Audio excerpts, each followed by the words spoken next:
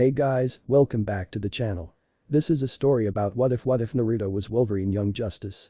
Before I start, please support for more amazing content and do consider subscribing to my channel and share this video with your friends. This is written by Neo Fox Legend and link in the description and support writer. Let's start the video. Chapter 1. New World. Anger. That was all he felt as he glared at his one-time teammate and best friend. Though after the shit show that had been this mission, Naruto was really questioning what he considered a friend now. Sasuke Uchiha was a true bastard. "You freaky-eyed asshole," Naruto growled as he spat out blood and struggled to his feet. The last Uchiha was more than willing to return the gesture. "You want to talk, Naruto?" Sasuke muttered as he glanced at the blonde's new appearance. Some sort of red energy had surrounded his former teammate, taking on the shape of a fox. His eyes were a fierce blood-red color, while his whisker marks on his cheeks had darkened, and his hair seemed to take on a ragged, feral look. All in all, the Uzumaki was looking more animalistic by the second. "You know, ever since that snake asshole gave you that curse hickey, you've been a bigger pain than usual," Naruto shouted as to took in Sasuke's new look. His skin had taken a tan tone, while his hair had gone from black to gray. The strangest part of his transformation was the two hand-like appendages that had sprouted from his back, giving him wings. "Just end this already. Come back to the village. We can sort this out with Bachan and the pervy sage." "There is no going back," Sasuke said in return as dark electricity began to build around his hand. Naruto looked at the charging electricity. And at that moment any respect he had for his teammate disappeared. He knew what the Chidori was and what it was used for. At this moment his anger reached a point that it had never reached before. "Hey Fox. I don't know if you can hear me, but I need you to give me everything you can." Naruto thought to the Biju residing inside of him. Deep within the confines of the seal, the fox stirred. Fine. You better rip this little Uchiha shit to pieces, brat." The Kyuubi replied with a bloodthirsty grin as sent another tail's worth of chakra to his blonde jailer. As much as the demon fox hated being in his current circumstances, he hated the Uchiha clan even more. Naruto felt the effects immediately as another tail started to sway behind him. He had never gone this far with the Kyuubi's chakra. One tail was almost overpowering, but this new wave of energy was about to make him go ballistic. Naruto began to charge up his own technique. The swirl of chakra forming in his hand started out blue, but quickly began to change to a dark red color. The two rivals sent one last look to one another. They both knew that this was it for them. The last attack that either one of them could muster up. Naruto knew that he had to keep his promise to Sakura. But as he glared at Sasuke, he also knew that it didn't mean he had to bring him back with both limbs intact. With that thought passing through him, Naruto began to charge at Sasuke. Sasuke doing the same. Rasengan. Chidori. The two teams collided in midair. Rasengan versus Chidori. Pure chakra versus corrupted electricity. In that single moment, something happened that neither genin expected. Naruto's Rasengan was made up of a mixture of Naruto's own chakra and the chakra that belonged to the demonic beast that resided in his gut. Sasuke's Chidori was corrupted by the curse seal, making it a dark mixture of natural and unnatural. Both energies colliding could only equal one outcome. Pure chaos. White energy began to pour from the colliding attacks, forming a dome around the two teens. Soon there was more pain than either teen had ever felt coursing through them. This pain spread through both teens' bodies, but neither of them wanted to back down. Both of them had goals that they wished to obtain, even at the cost of their own well-being. Determination filled Naruto as he glared at his rival. He refused to go down like this. Refused to go down to his teammate with a dark lava bite. With this determination came a rage that was completely new to him, and with this rage, he found a new reason to beat Sasuke. He wasn't doing it for Sakura anymore.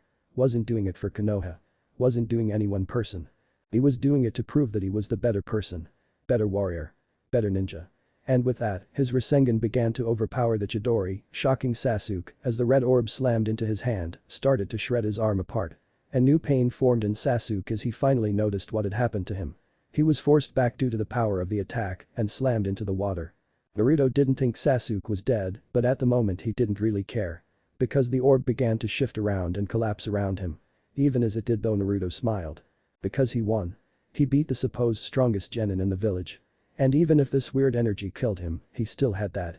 That was the last thing he thought before the pain became too much and he blacked out. Pain surged through Naruto as he slowly began to open his eyes. He didn't recognize his surroundings as the trees didn't match anything in Fire Country. And it was cold. Much too cold. He tried to move, but the pain was too much and screamed. He remembered the fight with Sasuke and he couldn't help but grin. That bastard had the beating coming to him and he was glad he was the one who did it. If he could move his body he would be jumping in joy, but that seemed off the table right now. Well, this is bad. He muttered to himself as struggled to roll to his back. Bad was an understatement. He was in an unknown area with numerous injuries. He was up shit creek without a paddle. Naruto did know that if he didn't start to recover soon he would be easy pickings for any predators out there. Hopefully, he wasn't in some land with giant snakes. He groaned as he tried to stand and looked at his form. Numerous cuts and gashes littered his form, but to his shock, they were healing at an amazing rate. "Hey Fox. Is this your doing?" Naruto thought to his tenant as he continued to heal. He had always had a good healing factor, but this was something else. Usually, it took him up to a day to fully heal, but this was happening much quicker. "You foolish brat. Do you have any idea what you've done?" The demon fox roared so loudly that it made Naruto's already pounding head hurt even more. "Damn. Fine, I guess you're in no mood right now." Naruto thought with a grunt as his sore and beaten body finally got off the ground. His wounds were healing to a point that there wasn't even a scar on him. Except for the mark on his chest where Sasuke had scored a hit with a Chidori. There was a large scar on his chest from that attack, but he would just have to wear that one with pride. "Due to your petty squabble with that Uchiha, we are no longer in our world." The Kyuubi shot back and Naruto froze in his spot. "What do you mean our world?" Naruto asked vocally in shock. "Let me put it bluntly to you, so your insignificant mind can comprehend what I'm about to tell you. When your attacks collided it created a breach in our world. A rip so to speak. We were unlucky when you fell in brat because when you entered that breach it did something to you. Change you into something else." Kyuubi explained with a snarl. "So is that why my healing abilities are so much stronger?" Naruto asked as dropped to the ground again. "Let's just say you are less of a human and more of a something else," the fox muttered as everything went silent inside his head. All this new information almost caused Naruto to have a mental breakdown. Another world. New healing powers. And to top it off he was no longer just a human. He didn't know what, but if the overgrown fuzzball wasn't telling him it couldn't be good. Then all at once everything seemed to slow down and Naruto could smell and hear everything around him. Smell the day-old scent of the mother grizzly and her 2 cubs. Hear the flapping as a hawk took off from way above him. It was so much to register and so very amazing. "Is this how you see the world, Fox?" Naruto wondered aloud as he continued to take deep inhales of air. He received no answer, but he could have sworn he heard a deep chuckle.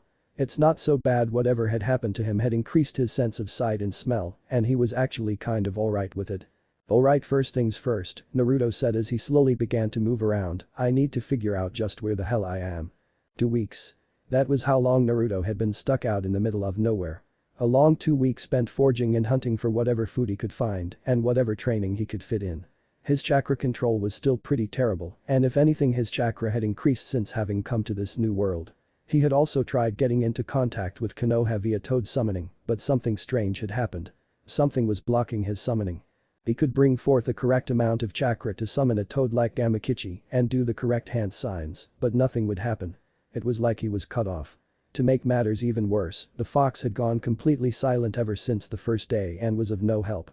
He had made camp in a cave that was not far from a river. It was dry and it kept him protected from the elements. Naruto had also done his best to go unnoticed from any humans that were in the area. He had no idea if they were hostile or not and he had no wish to find out. He had noticed a couple of things about these people from his time here. For one, they spoke an entirely different language than him, so he had no clue as to what any of them were saying. Another thing was that they didn't use chakra at all. And lastly, he hadn't seen a single shinobi or kunoichi since he had arrived here. All in all, the few people that he had seen seemed relaxed if not happy from being out here. It was actually kind of nice to see people just relaxing and enjoying nature. But something seemed different today. There was a new scent in the air. Something foreign. Naruto thought that it smelled like metal. Whatever it was, he would need to keep an eye out for anything strange. "Hey, Fox, you awake?" A growl was his answer. "Now I am, you little shit. What do you want?" Kyuubi asked, annoyed at being bothered. Oh, how he missed the days where the blonde screw-up was oblivious to his existence. At least then he could get a proper nap in peace without being bugged by his brat of a jailer. "Was just wondering if you had any ideas on how to get home." Naruto longed to see the massive gates and walls of his home village. He missed his friends and teammates, and every day he was gone made him more determined to get back. "Brat, if I had any ideas I wouldn't tell you in the first place." The fox answered with a snort. "Besides, why do you wish to go back? They treated you like shit in that village. You're better off without those ignorant fools." "Shut up, you asshole." "Why? Does the truth hurt, brat?" The smug voice of the fox was starting to piss him off, but Naruto was also having a hard time refuting what he was saying. While he had made some incredible friends in the village, the majority of people still ignored him or outright expressed their hatred of him. Before Naruto could further argue with the fox, he smelled that new scent again. Only this time it was much closer. Naruto jumped up and landed on a tree branch. Looking out into the forest, he saw multiple figures with strange weapons in their hands. Using his new hearing, he tried to listen in on them. Approaching area where energy signature was last located. One of the figures said as he approached Naruto's makeshift home. "Be careful. Don't want to alert the target." Another one of them said, and that was Naruto needed know, and he booked it out of there. He had no idea who these guys were, but they were looking for him. And that couldn't be good. Trying to be as silent as possible, he began to travel by jumping from tree branches. His small body easily clearing any distance. A smirk fell on his face, he prepared to jump again. So caught up in being silent, he failed to notice that the next branch was a dead branch. He fell over 50 feet to the cold hard ground with all eyes on him. Oh, that hurt. Seeing that half a dozen goons in black were now staring at him, Naruto could only do one thing. A hi. With one hand raised in greeting. Target spotted. Take him down. Run, you idiot.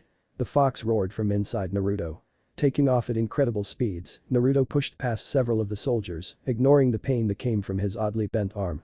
It hurt like a bitch, but Naruto didn't want to be caught by these people, so he would quit his griping about it. Even now the break was healing, so it was like he had nothing to worry about. The loud bang came from behind him, and Naruto saw a small dart fly past him and hit a tree in front of him. Shit.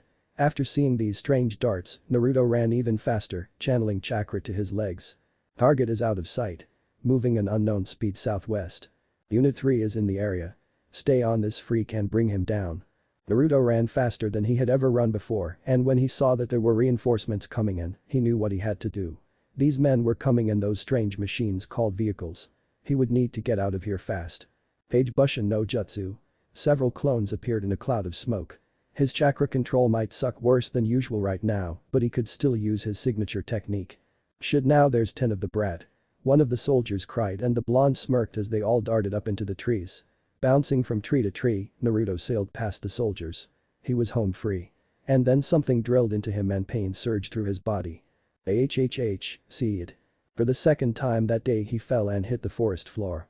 He laid there as numerous soldiers surrounded him with their weapons pointed at him. A new figure pushed past the soldiers and glanced down at Naruto. He too had one of those strange weapons on him, and his gear looked more sophisticated than the others. He raised his hand to touch something by his ear. Some sort of communication device, Naruto thought. This Agent Zero. Target acquired. Returning to base now. Agent Zero said as he looked to one of his fellow soldiers. Put this kid under already. Yes sir. Before Naruto could react, a soldier aimed his weapon and fired one of those darts at him. Dizziness filled Naruto's vision.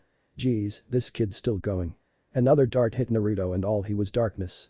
Confusion and agony filled his very being as he awoke inside a tank. Numerous needle-like drills were inserted into him and an animalistic rage took over. Red filled his vision as his eyes darted across the massive room. People stood around him in lab coats as his red eyes looked at him. He could sense their fear. They should be afraid. Pissing off the alpha predator was never a good thing. There was one person he was particularly looking for though. He just didn't know who. His rage was quickly taking over as pain filled his hands. Hatred filled his being and he willed himself out of the tub. Brah. The drills fell from his body as he jumped out of the tub. He grabbed one of the scientists and threw him across the room. The unfortunate man he grabbed slammed into a nearby machine, causing sparks to go through the air. Alarms went off and panic filled the room as people struggled to get out. His hands were hurting even more. 3 soldiers came into the room with their guns pointed at him. A normal man would have been scared. He wasn't normal though. They fired their M16s and bullets struck him throughout his body. And he didn't even flinch. More pain to add on. He growled as all the pain finally emerged from his hands. Snicked. Long metal claws erupted from his hands. 3 out of each hand, sharp and covered in blood. With a swipe, he cut straight through one of the soldiers, causing the man to drop to his knees as blood spewed from his stomach. The other 2 saw their comrade go down and began to fire again, but he jumped right at them. Claws at the ready, he speared one of the soldiers, claws piercing the man's chest. He was dead before he hit the ground. The last one went to make a run for it, but Naruto pounced one last time and with a swing of his claws, took off the man's head. It fell to the floor next to the soldier's body. Heavy breaths filled the room as he looked around at the carnage. He raised his hands and looked at his claws. Panic and rage filled his body. Ugh. He screamed like an animal as everything caught up to him. They did this to him. They tortured him. They would pay. Striker. They had taken everything from him. He would make them pay. More soldiers charged into the room and he was ready. Tiredness and hatred. It was an odd combination of emotions, but they were the only things he felt right now as he was running through the cold snowy ground. All he could do was run. Run from the hell that had him contained and tortured. He had cut and butchered and bled as he ran. All he wanted to was stop. But the fear existed that they were right behind him. That they would come for him. And he would never be someone's guinea pig ever again. He looked down at his hands. Dried blood had smeared them a dark red color and he thought back to his claws. And every time he thought of them, he thought of the memories he had lost. He had no clue who he was. Where he came from. Who his family was. All the memories that were the most important to a person were gone. Every time he tried to remember, he drew a huge blank. As the wind blew around him, he tried to remember his name. He dropped to the ground, lost in his thoughts. Frustration brewed deep within him. What is my name? He asked himself, hoping that some answer would come to him. Naruto, he heard a voice say faintly. So convinced that heard something he stood and released his claws, ready for a fight. Who's there? He shouted as he glanced around the woods warily. Show yourself. Naruto, there it was again. That voice. He knew that voice. But it seemed to be coming from everywhere. Help me. Please. He cried as he spun around desperately looking for the voice. His head was hurting so bad. It was excruciating. Naruto. The voice roared loudly that it seemed to echo in his head and he collapsed in pain, holding the side of his head. It went quiet again, allowing him to slowly calm down as the pain resided. Naruto, that's my name, he said with a small grin. Finally, something he could remember. His name was the last thing he thought of as he finally allowed himself to relax and slip into sleep. His name was Naruto. Chapter 2. Same old Naruto. Naruto opened his eyes to see himself inside a darkened sewer. Water up to his knees with barely any light in it, save the strange pipes that were above his head. They glowed a dangerous red color. Where the hell am I? Naruto asked aloud in confusion. The last thing he remembered was falling asleep exhausted and now he's inside some kind of tunnel. And what's with the light show? Something about those pipes stirred something inside him. They were familiar to him. He just didn't know why. Naruto, that strange voice. It was calling to him. He knew that voice. Not even hesitating, Naruto ran towards the voice. Wait. The tunnel seemed so damn long. As fast as he ran, it just went on and on. And then all of a sudden it stopped. In front of a huge cage. Massive bars erupted from the floor, guarding a huge darkened enclosure. Naruto couldn't see anything in the darkness, but he could feel it. Something about these bars was holding back power. Massive red eyes flashed before. Eyes as big as him. They were filled with anger, rage and something else. Before he could question whatever was hiding in the darkness, it roared. It wouldn't have affected Naruto too much. Except for this roar felt more like an F5 tornado. Wind blasted him off his feet and into the air. As he was flying through, he could swear that he saw large, sharp teeth grinning back at him. Holy shit. Sweat poured down his body as he sat up in his bed. When he had awoken from unconsciousness, he was covered in snow and slowly starting to freeze his ass off. A little while later he had found a cabin. Fully stocked with clothing, food and books. He had been staying in this hunting cabin for a little more than 2 months now. Spring was well on its way and he was starting to think now was the time to start moving on to somewhere new. His time here was spent reading every book in the damn place when he wasn't gathering firewood or hunting the local wildlife. He looked for any knowledge that could help him in his current circumstances. Now he had a basic understanding of the French language, knew how to play chess, and a decent ability to cook. There was a drawback to all this newfound knowledge. It did jack shit to help him with his memory problems. Frustration filled Naruto as he stayed in this damn cabin for more than 2 months and he still remembered nothing of his past. There would be days that he would work himself up into an enraged frenzy, trying to remember anything about himself, only to take his anger out on anything that was nearest to him. Trees mostly. Huge trees that he would hack apart with his claws until he finally calmed himself. He was never short on firewood. As frustrated as he was with his current lot in life, at least he wasn't naked in the middle of the woods now.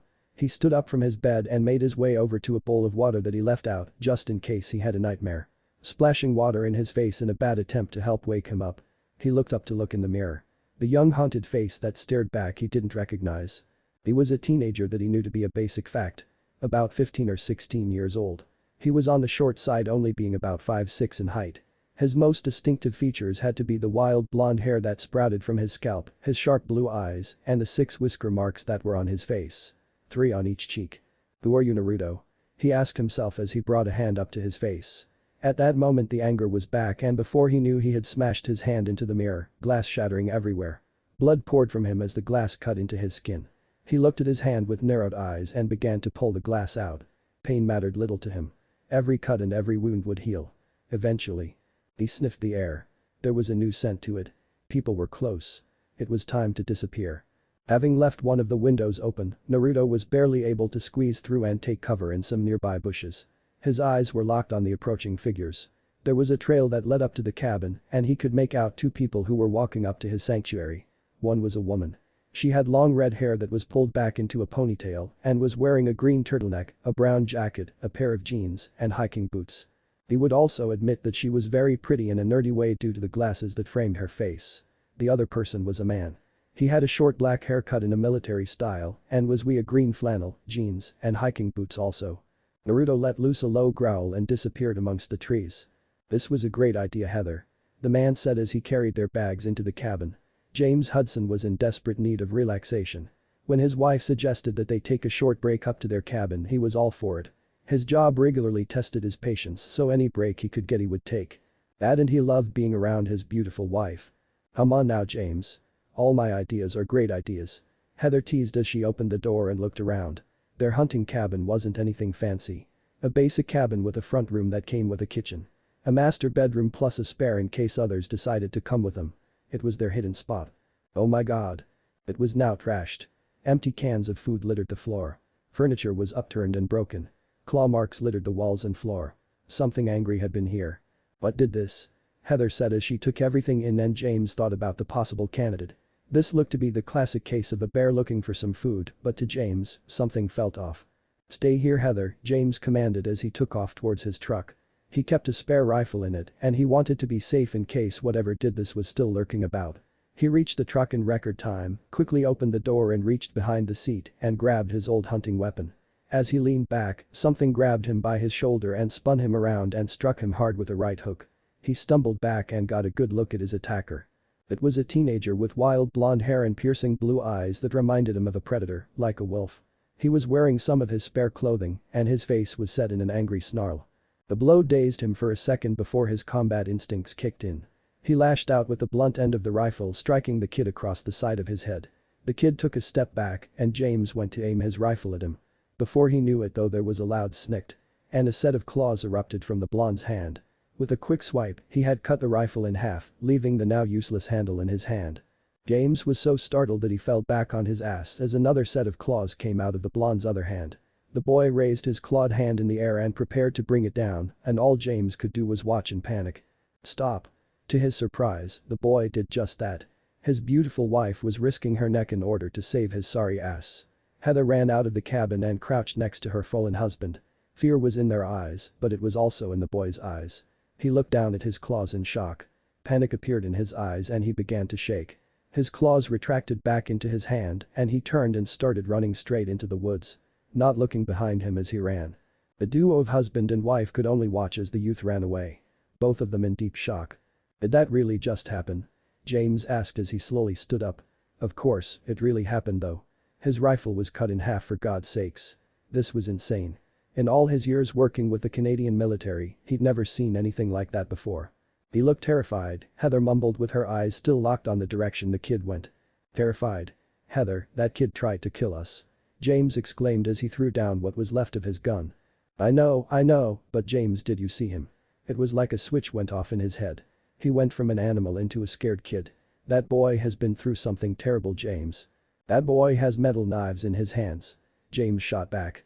He couldn't understand how his wife wanted to stick her neck out for some nutcase that broke into their cabin and tried to kill him. But his wife just looked at him sadly and he knew she had already made up her mind. "I'll be back." Stupid, Naruto said to himself as moved through the forest quickly. Got careless and almost gutted some poor schmuck. He stopped to lean against a tree. He breathed heavily as he thought about what he did. What he almost did. He was more than ready to rip that man apart. To have his claws pierce through that man's body and leaving him there to bleed out. "That's what you should have done." That damn voice was back and whispering things in his head. Shut up. Naruto wasn't having it today. Wasn't going to let some voice dictate his life. In fact, you should go back there and finish the job. "Would you just fuck off already?" Naruto shouted loudly. He needed to get out of here and fast before anyone could capture him again. Naruto let loose a deadly snarl at the thought of being caged again. He would never go back to that. He would maim and shred every soldier that came after him before he went back to being their attack dog. "You're angry?" Good, because you're going to need every bit of rage in your body to survive the trials to come. As much as Naruto hated the voice, he couldn't help but agree with it. Anger had saved his life more times than he could count. Anger reminded him what he needed to do to remain alive. Ah! A scream broke through the forest. Naruto sniffed the air and realized it was the woman from before. But they were miles away from the cabin by now. Why would she follow him by herself? Damn woman has a death wish, Naruto mumbled to himself as he moved in the direction of the scream. Darting between the trees he stumbled across a terrifying scene. A massive grizzly bear had cornered the woman. Standing over 8 feet tall, it towered over the much smaller Reed. Naruto stared at the scene before him and his eyes locked onto the woman. Naruto knew what he had to do. His much smaller body slammed into the bear, causing both of them to go rolling across the ground. Naruto quickly got to his feet. The bear slowly lumbered onto all fours. Just as it faced Naruto, he was hit with a metal-enhanced punch across its snout. The bear let loose a roar in pain and swiped at Naruto, grazing the side of his face and sending him to the ground. The bear then bit into his arm and threw him up in the air. Naruto hit the ground hard, but he wasn't out yet. In fact, he smiled at this new challenge. The brute of an animal was going to be a good test to see if he was ready to move on to new places. After all, if he could take down a full-grown grizzly bear, everything else should be a piece of cake. He quickly got to his feet as the bear charged at him. As the bear got within arm's reach, he let loose his claws and dodged to the side, swiping at the bear's side while he moved. The bear let loose another pained roar as blood flowed from the 3 large cuts and stood on its back legs. Taking it as another opportunity, Naruto charged at the bear and with an upward slash, left 6 long cuts across the bear's chest. The attack caused the bear to fall back with Naruto standing on its chest, claws raised overhead ready to end the animal. No. Naruto thought to himself. This wasn't right. This bear had never done anything to him and at the end of the day probably just stumbled across the woman and did what was only natural to it. It acted like a bear and Naruto couldn't blame it for that. He stepped off the bear and walked towards the woman. The bear was far too weak to do anything else, slowly got to its feet and disappeared back into the forest. You okay? Naruto asked as he reached the woman and helped her to her feet. She could barely stand. No. She said immediately but somehow managed to keep her cool. This has got to be the single strangest day of my life. Normal's overrated. Naruto joked and she stared at him before she broke out laughing. For a second Naruto was worried the stress of the situation had caused her to lose her mind. As crazy as it sounds, I think you're right because this has got to be the most exciting day I've ever had. She said with a large smile as she stuck her hand out. I'm Heather. The name's Naruto, Naruto said with his own small smile and shook her hand. Who knew making friends was so weird? Naruto thought to himself. Meeting Heather and James was life-changing to Naruto. Never before had he trusted anyone, but by the end of the encounter, he fully trusted Heather and to a smaller extent James. Heather became an unofficial big sister figure to him as he started to learn more about her world. For one, Heather and James were both scientists. James, in fact, was in charge of a government agency called Department H. Heather said she couldn't go into the details about what they did, but they did offer to help him with his memory problems. Naruto had to refuse though. Well grateful for the offer, Naruto also knew that the people behind his condition were very powerful and he didn't wish for them to get into danger just because of him. It was James who came up with an alternative plan. They would help him get out of the country as they all came to the conclusion that staying in Canada any longer just wasn't possible. They at first just needed to figure out where Naruto would go. Heather suggested that he close his eyes and place his finger anywhere on the map and that's where he would go. Doing just that, Naruto figured out his destination.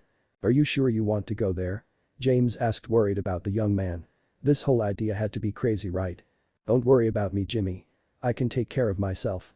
Naruto answered as he looked over his passport and ticket. He was really doing this. I know you can take care of yourself, kid. It's the world I'm worried about. James teased as he shook Naruto's hand. The two may have a rocky start but had come to appreciate the other's company. Both of them cared greatly about Heather and that's where their common ground started. Heather looked to be close to tears as she hugged the younger blonde. Give us a call when you land, alright, Naruto. You know I will, Heather, Naruto said with a smile. The Reed had become the closest thing to family to him and would miss her greatly. Take care of yourself, Wolverine. It was the nickname she had given him after he had fought the bear. Heather had said he reminded her of the vicious animal and the name had stuck. You to Heather. And if anything comes up you know where to find me. With that goodbye, Naruto turned and started towards his terminal. Gotham City, here I come. Chapter 3. The Fighter. 1 month later. Sweat filled Naruto's vision as he ducked under a massive fist that was aimed right at him. A cocky yet feral grin lit up his face as he returned it with an uppercut to his foe to the crowd's approval. His opponent was a large man that towered over Naruto and arrogantly laughed at before the fight. The man was now sprawled out on his back, blood pouring from his broken nose and badly cut cheek. Damn. The ref muttered as he checked to see if the guy was alive. Told ya not to kill him, Naruto. Yeah, and he shouldn't have tried to kick me in my balls, Mac, Naruto said over his shoulder as he left the ring. He could still hear the man's heartbeat, so he hadn't actually killed him, so he hadn't broken any rules. The crowd was now chanting his name over and over, and Naruto smirked as he raised arms and let loose a yell to the approval of the crowd. He had come to Gotham a little more than a month ago, with nothing more than the $50 and the fake passport that James and Heather had given him. And now he was here. Fighting it out with Gotham's supposed fiercest and trying to make a living. It's not the prettiest work, Naruto thought to himself as he moved towards the locker room. His opponent was being lifted out by 2 medics on a stretcher. But I'll be damned if it isn't fun. He could have sworn he heard a chuckle after that thought, but he shook it off. The voice had been silent for over a month. And he was going to keep it that way. Pushing the locker room door open, Naruto began to strip out of his fight shorts and underwear. He sniffed the air and grimaced. He needed a shower badly. Opening the locker that was unofficially designated his by the other fighters, he pulled out a water bottle and took a long gulp of it. Throwing the bottle back and he sighed to himself. Need something stronger. He mumbled to himself and grabbed a towel. The night was still relatively young. His 3 short fights weren't that tough. He was starting to grow bored with his job. Maybe a good glass of whiskey could change his mind. Naruto stepped into his shower and turned the nozzles. A good mix of hot and cold water shot out and Naruto quickly cleaned himself. Soon enough he was done and he began to dry off. He grabbed his beat-up old phone out of his locker to see if he had any texts. Seeing that there was one, Naruto read it. "You done yet?" It read. He quickly replied with "just got done. You hungry?" And then put on his jeans. Next was his gray shirt and then his dark brown leather jacket. As he was lacing up his boots, he got his reply. "Fucking starving." Naruto just chuckled and grabbed the last 3 items that were his. His battered wallet, a lighter, and a chain that had 2 dog tags that were specially made by James and Heather. You were treated like a soldier. The best soldiers have these to remember everything. As far as I'm concerned, you more than earned these, kid. James had said that to him, and admittedly it was probably the only nice thing he had ever said to Naruto. And even though he didn't remember his past, he still wore these with pride. One of the tags had his name on, the other had Wolverine on it. His night was almost over. It was close to 3 a.m. now and he longed for something greasy and unhealthy. With his destination in mind, he stepped out of the locker room, unintentionally bumping into someone. "Whoa, sorry about that, Matches." Naruto apologized to the man. The man was tall, at least a half a foot taller than Naruto, and was dressed in a fine plaid suit. His dark hair and mustache were groomed perfectly and a pair of sunglasses rested on his face covering his eyes. This was Matches Malone, a small-time criminal and con artist that Naruto had met in the underground. Practically everyone knew Matches, and while he wasn't the same level as the guys who ran the underground and was still pretty infamous in Gotham. "Don't sweat it, kid." Matches said smoothly in heavy Jersey accent. That was some fighting out there. Made Carter look like some chump who had never entered the ring before. "There's nothing to hit, Matches. Big guys like him always look down on guys like me, but I promise you I hit twice as hard as the numbskulls," Naruto said with a grin. It was the truth though. With his metal skeleton, Naruto did hit harder than any of these guys. Not that he was going to mention it to anyone. He liked getting paid for beating up people. As long as he omitted some key details he was fine. Matches certainly like it. The man let loose a loud laugh and smacked Naruto on the shoulder. "You're something else, you know that, kid." Naruto laughed sheepishly. "You wouldn't be the first person to tell me that." He then pulled out a cigar out from his coat pocket and lit it with his lighter. "I'll catch you later, Matches." Matches smirked and waved at the retreating blonde. "Take it easy, kid." With that, both men went their separate ways, all the while thinking about similar thoughts. "What a strange guy, kid." "Yo, kid, you awake?" Naruto asked loudly as he walked into his apartment with 2 bags of Big Belly Burger. His apartment was nothing special. If anything, it was extra small. It basically had 3 rooms. His living room, kitchen, his bedroom and his bathroom. Sitting in his only recliner was a kid. "About time you showed up," the boy said as he stood up. The boy had messy black hair, sharp blue eyes, and he was wearing a white t-shirt and blue shorts. "I thought you ditched me to go hang out at a bar. And miss good old Big Belly Burger." "Not today, Jason," Naruto said with a laugh. He handed one of the bags to Jason. "Double bacon cheeseburger, extra onion, no mayo."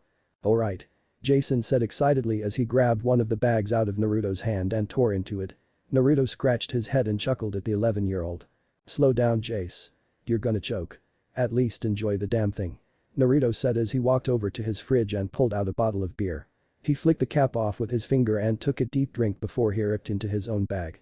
double barbecue and bacon. His kind of treat. Sue? Jason asked with a handful of fries in his mouth. How many fights did you have tonight? Jason always asked about his fights. The young boy loved to hear the blow-by-blow that Naruto would give. He had even asked Naruto to train him, and when the blonde wasn't so busy he would give the kid some pointers. I had 3 tonight. Made 500 for each. Naruto bragged slightly. The underground fights were bloody affairs, but they put food on the table, and to be perfectly honest, he enjoyed working there.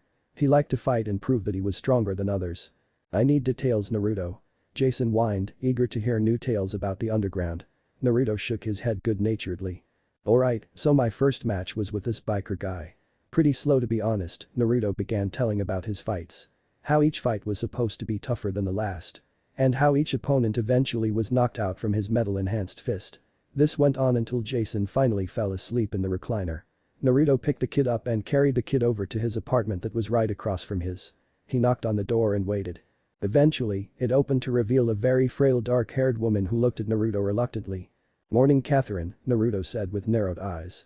The only reason why Jason would be over at his house at 4 in the morning would be because either his mother or father were doing something stupid. Seeing as Willis was nowhere to be found, it had to be Catherine. "Naruto," Catherine said, surprised, and finally noticed Jason being carried in. She opened the door to let Naruto through. There were no pictures in the Todd apartment. No toys laying around to give any indication that a young boy was living here, and Naruto hated it because if there was anyone that deserved a good way of living, it was this kid. Naruto moved through the apartment with Catherine following him like a scolded puppy. "I didn't realize that he was over at your place." He entered Jason's room and laid him down on his bed. A quick glance around the room showed some of the only items that actually belonged to the kid.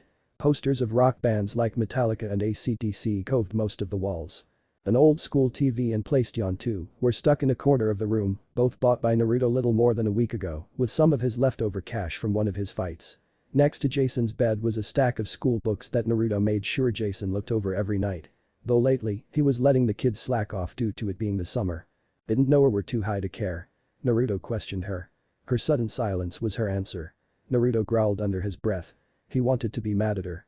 Wanted to blame her for everything that was shitty in Jason's life. But she was only part of the problem.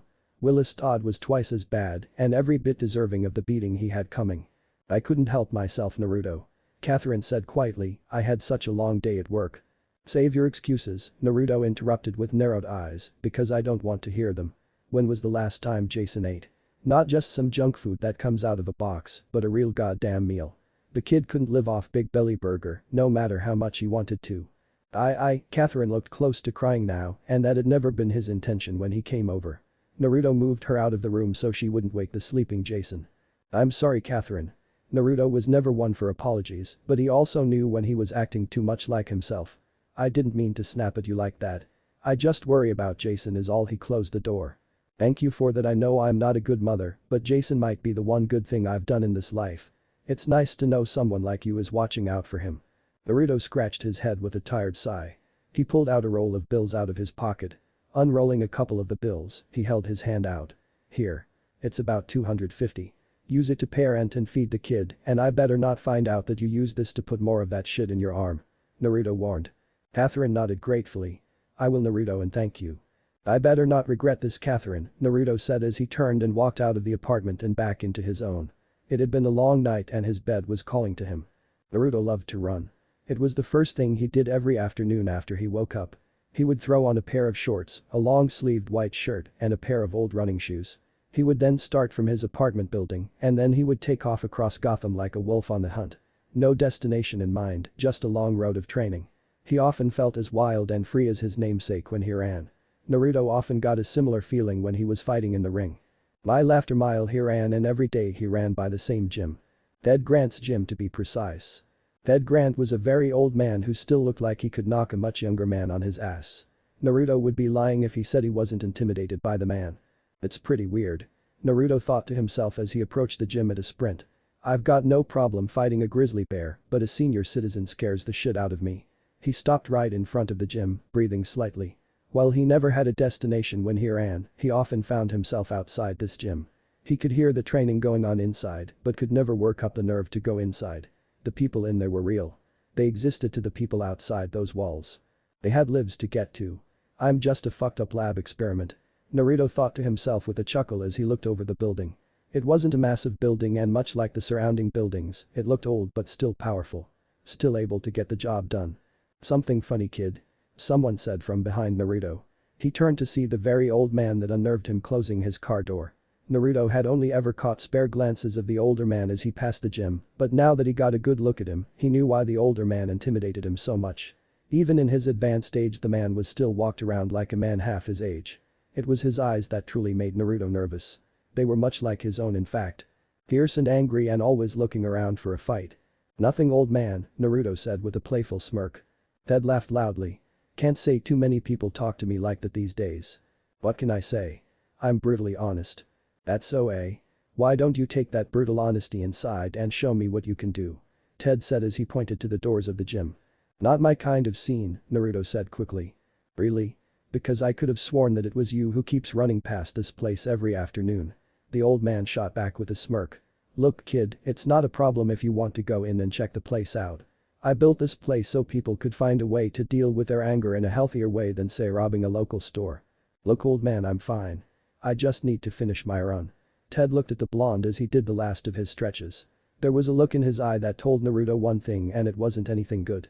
"Look, kid, I'm offering a place for you to train. Most people would kill for that. Now quit being a stubborn little idiot and come in here and show me what you got," Ted said as he opened the door to the gym.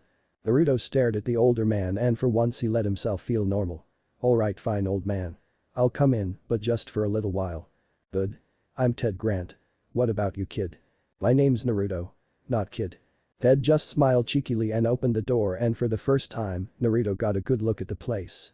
In the center of the room was a large boxing ring, and surrounding it were different stations that had people working out. There was bench press, pull-up bars, punching bags, and many other things you would see in a gym. A bell would ring when it was time to change stations. It was all fast-paced, and no one was standing around doing nothing. "What are you waiting for, kid? Get to it," Ted said as he pushed Naruto forward. He would never forget what came next. For the next hour, Ted put Naruto through the grinder. Each station was a test that he needed to pass, and pass he did. Sweat poured down his body as he did each exercise, and for the first time ever, Naruto was feeling tired. A thorough workout consisting of push-ups, sit-ups, pull-ups, rope climbing, and weight training. Ted was a great instructor who knew what each fighter needed to do to improve themselves. He could understand a fighter by just looking at them. He could tell their style and their weakness by that one look. Determination filled Naruto as he pushed through every station. He was loving this. Training was one of the few things he could do, and he truly believed that whoever he was before his memory loss loved to do it. "Nice job, kid. Now, do you have enough energy in ya for a spar?" Ted asked as he threw a towel to the soaked in sweat teen. "Of course, old man," Naruto smirked cockily. "It'll be even better if I get to spar with you and knock you on your ass." Ted let loose a hearty laugh. "Hell no, kid," he said, still laughing. "I'm 75 years too late to be sparring with a kid like you." "Wait a sec," Naruto said while wiping off his face. "How old are you?" "I'm 91 years old, kid," Ted answered with a smirk. Naruto just looked at him in shock. Ted didn't look a day over 60 and was still built like a heavyweight boxer. To hear that he was actually much older than caused Naruto to wonder more about the aging boxing instructor. "Now quit standing around and get in the ring." Ted began to look around until his eyes locked on a small group of teens about Naruto's age. "Isaac, come over here," he called out, and one of the teens stepped forward. Isaac was a tall African-American teen that had about half a foot on Naruto, and arrogance seemed to come off him in waves. "What's up, Ted?" Isaac asked. "I need you to spar with my young friend." "Are you serious? You want me to get into the ring with this chump?" Isaac interrupted, outraged. "Hey, watch your mouth, bub." Naruto had dealt with far more dangerous people than this asshole. Memories flashed through his mind of a red-eyed teenager and another memory of a man with clawed fingers. This kid was nothing. Not even worth the time to let his claws out. "Alright, you two hotheads. Pick your fight in there. Not out here." Ted got in between the two before a fight could break out and pointed towards the boxing ring. "Fine, Ted. Just remember I tried to stop this when you're cleaning this kid off the floor." Isaac threatened as he stepped into the ring. Naruto's eyes never left the other teen. He hated arrogance. It just rubbed him the wrong way for reasons he didn't really know nor care. He was gonna enjoy this spar. Naruto ducked under the ropes and took his spot across from Isaac. He popped his fingers with an audible crack, slipped his gloves on, then raised his hands. He smirked at his opponent, further infuriating him. Naruto was really going to enjoy this. Fighting was something he loved the most. Being able to express his anger and rage at something was one of the few things that could clear his head. The bell rung and Isaac charged across the ring.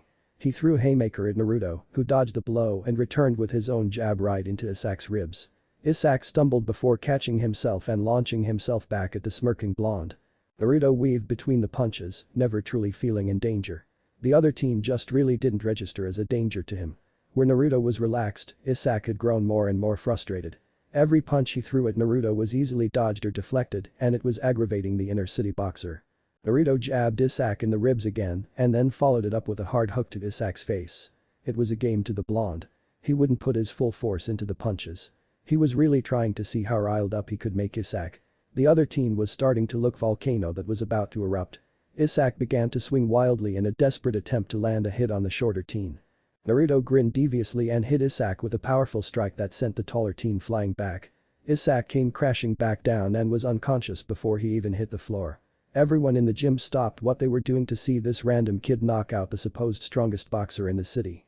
It was dead silent all through the gym until Ted started to clap. "Damn kid, that was some swing you got there." He complimented as Naruto stepped out of the ring. He slapped him on the back and Naruto was surprised by the force. How strong was this guy? "You're something else, ain't you, Naruto?" "People keep reminding me, Ted," Naruto said with a cheeky grin. The rest of his week was spent resting and training. Often he would remind himself that he needed to make a living, and the best way to do that was by fighting other desperate bastards in the ring. Most of the time he was confident he could take anything that was thrown at him in these fights, but he also remembered he was in Gotham, and this city often attracted the strange and unusual. So he needed to be prepared. And if Ted could help him with that, then all the better. New fighting styles were introduced to Naruto, and he felt confident he could take anything that was thrown at him. "Jason. I'm heading out. Bring back a pizza," Jason said as Naruto closed the door. He shook his head in amusement at a time he was supposed to be serious. But Jason was the little brother he had never asked for and often was able to bring out a Naruto that wasn't so damaged. The black limo was waiting for him as he walked out of his apartment building. The door already open, Naruto climbed in and sat down. Sitting across from man that he only knew as the manager. Names had power in Gotham, and you didn't willingly give up your real name unless you had serious power behind it. Hence the reason why anyone who ran the underground fights went by the moniker of the manager. He thought it was a stupid alias, so he just called him Manny. "If it isn't my favorite vicious teenager," he said with a smirk. "Hey Manny. What do you got for me?" Naruto asked. He fist bumped to the two guards. It always helped to be on good terms with everyone. "I got a deal for you that you are going to love, kid. I got you 3 fights, same as last night, though these fighters are way deadlier. One of them is juiced up on a watered down version of Venom. Sounds like fun. Bigger fights mean a bigger payoff, right?" "Damn right. If you win these fights we're gonna send you to the big leagues. The boss lady has taken an interest in you." Naruto gulped audibly. The boss lady referred to the mysterious organizer behind the fights and one of the few people who had true power in Gotham. No one knew who she was, only that she was female. If you pissed her off she'd get rid of you with no problems, and that she also went by alias Roulette. "She wants me for Meta Brawl." Meta Brawl was the majors compared to the AAA he was doing now. Big money against true deadly opponents. Supervillains who went toe-to-toe with the Justice League. And he wanted in. "You just have to win your fights tonight. One last test to see if you can go head-to-head with guys like Atomic Skull. The one with the flaming head, not that one with mental powers." Manny seemed to be just as excited as Naruto. If he could bring a powerful fighter to Roulette then he was sure to get a promotion. "Tell Roulette she can throw whatever she wants at me and send it back ripped to shreds," Naruto said with a confident yet vicious grin. Tonight was going to be good. "Glad to hear it. Because we're here." The doors of the limo opened on each side and Naruto climbed out. Fingers popping as he walked. "Can you believe that it's only been a couple of weeks since you started fighting here? Now you're moving on up," Manny said as the guards flanked them on either side. The underground also served as a popular nightclub and den of sin to the residents of Gotham. You could find whatever you were looking for here. Drugs, you got it. A late-night escort to really make your dreams come true, you could find it in the underground. None of these things interested Naruto. Drugs were expensive and doubted he could feel anything due to his healing factor, and even if didn't have it he would never try them. Jason's mom always sprang to mind and he promised himself that he would never be dependent on a substance. Hookers were also out because he didn't know where they'd been and didn't want to find out. No, the only thing that had caught his attention here was the underground fights. Naruto needed a challenge. Something that would push him to his limit. He thought he might find it in the ring, but all he had found so far were a bunch of wannabe fighters that would have been dangerous to normal people were like bugs to him. Pushing through the crowd of people he thought of something that bothered him greatly. What if he didn't find what he was looking for in Meta Brawl? Could he really spend the rest of his life beating the shit out people, or would he finally find answers to so many of questions? So deep in thought, he didn't notice that he was walking into someone. Hey, watch it. Naruto was snapped out of his thoughts as he had to look at the girl standing across from him. She was a bit shorter than him and had slender body that was quite eye-catching. She wore a brown unbuttoned shirt over a black tank top that just barely gave a glimpse to what lay beneath and a tight pair of jeans that fit her snugly and black combat boots. Her long blonde hair was pulled back into a ponytail. "What, are you deaf?" Naruto hadn't realized he was staring. "Sorry about that. I was just in a hurry." Naruto apologized as the girl gave him a once-over. "You fighter?" "Something like that," he answered with a smirk. What he did really couldn't be called fighting as his opponents were barely able to keep up with him. "You fighting tonight?" the girl asked as he glanced over at Manny, who was pointing at his watch. He was on a time limit now. "You gonna win?" "I always do," he answered dryly as moved around her. "Danced really?" His eyes never left hers. "You going to be watching?" "Why would I be watching you? Are you interesting?" she asked coyly, a small smirk of her own, and Naruto was started to like this game that was going on between them. Him and this girl whose name he didn't even know. Maybe you need to stick around and watch," Naruto uttered sharply. "Maybe you'll see something interesting." She hummed in response, "Good luck then, tough guy," she said as she walked away with a bit of skip in her step. The still smirking blonde watching her as she walked. "Damn," he growled lightly. Had to be the first girl to catch attention ever. "Naruto. What are you doing, kid? You've got 20 minutes until you're up." Manny grabbed his arm, getting his attention. "Sorry, Manny. My mind was somewhere else." "Yeah, right. It was glued to that girl's ass in those jeans. Now hurry up," Manny urged, pushing Naruto towards the locker room. Naruto chuckled sheepishly and quickly made his way to the locker room. He usually wasn't this distracted, but that girl had wormed her way into his mind and he couldn't figure out why. Maybe it was her feisty attitude that had caught his attention, or the way she moved like she was the best looking thing in the building, which she was.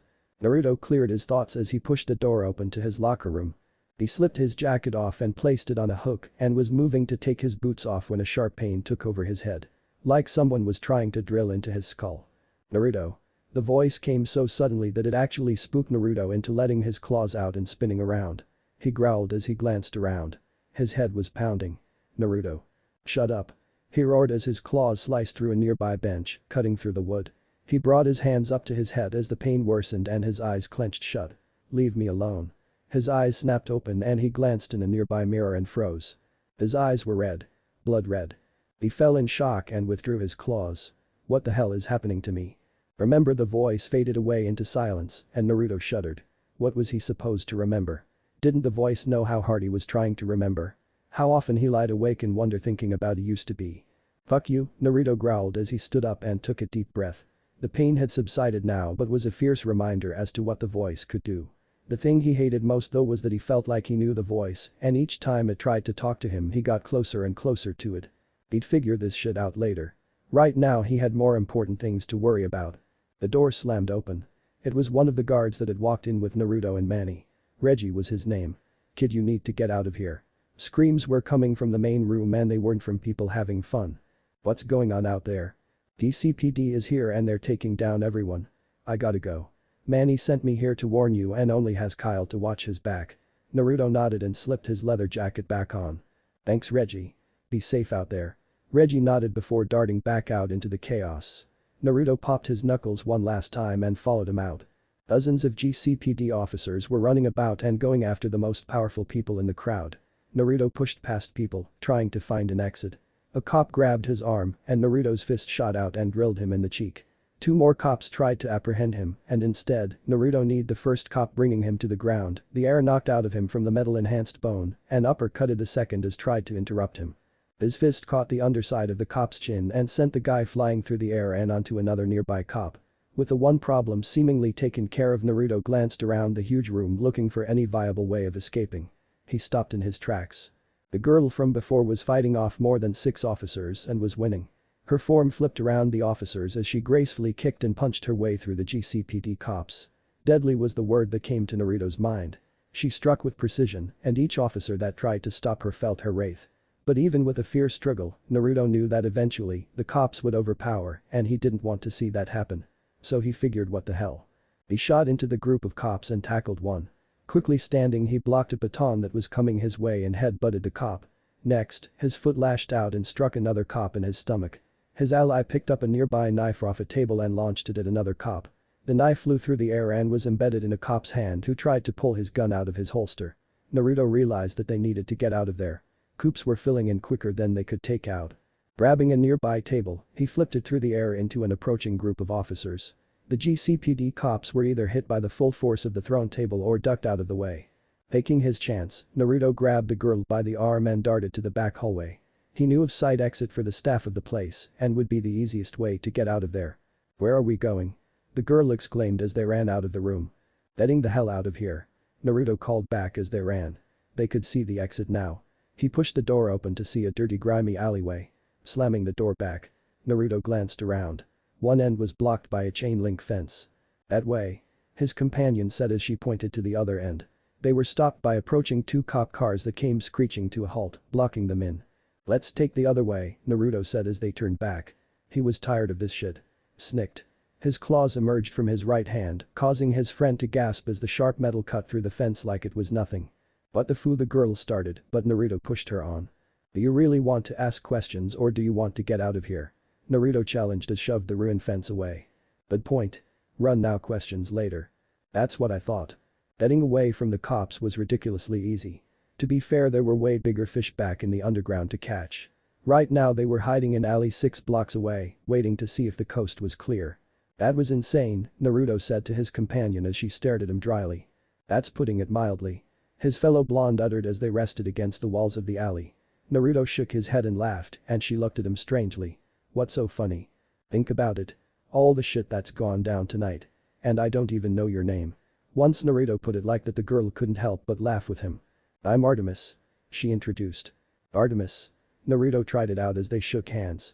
"Well, Artemis, I'm Naruto and it's a real pleasure to meet you." Seeing that no more cop cars had driven past, Naruto looked at Artemis and gave her a foxy grin. "You hungry?" Artemis smiled back at Naruto. "What did you have in mind?" Naruto's grin got even bigger as the new friends walked down the street. The night's still going on for them. Amic.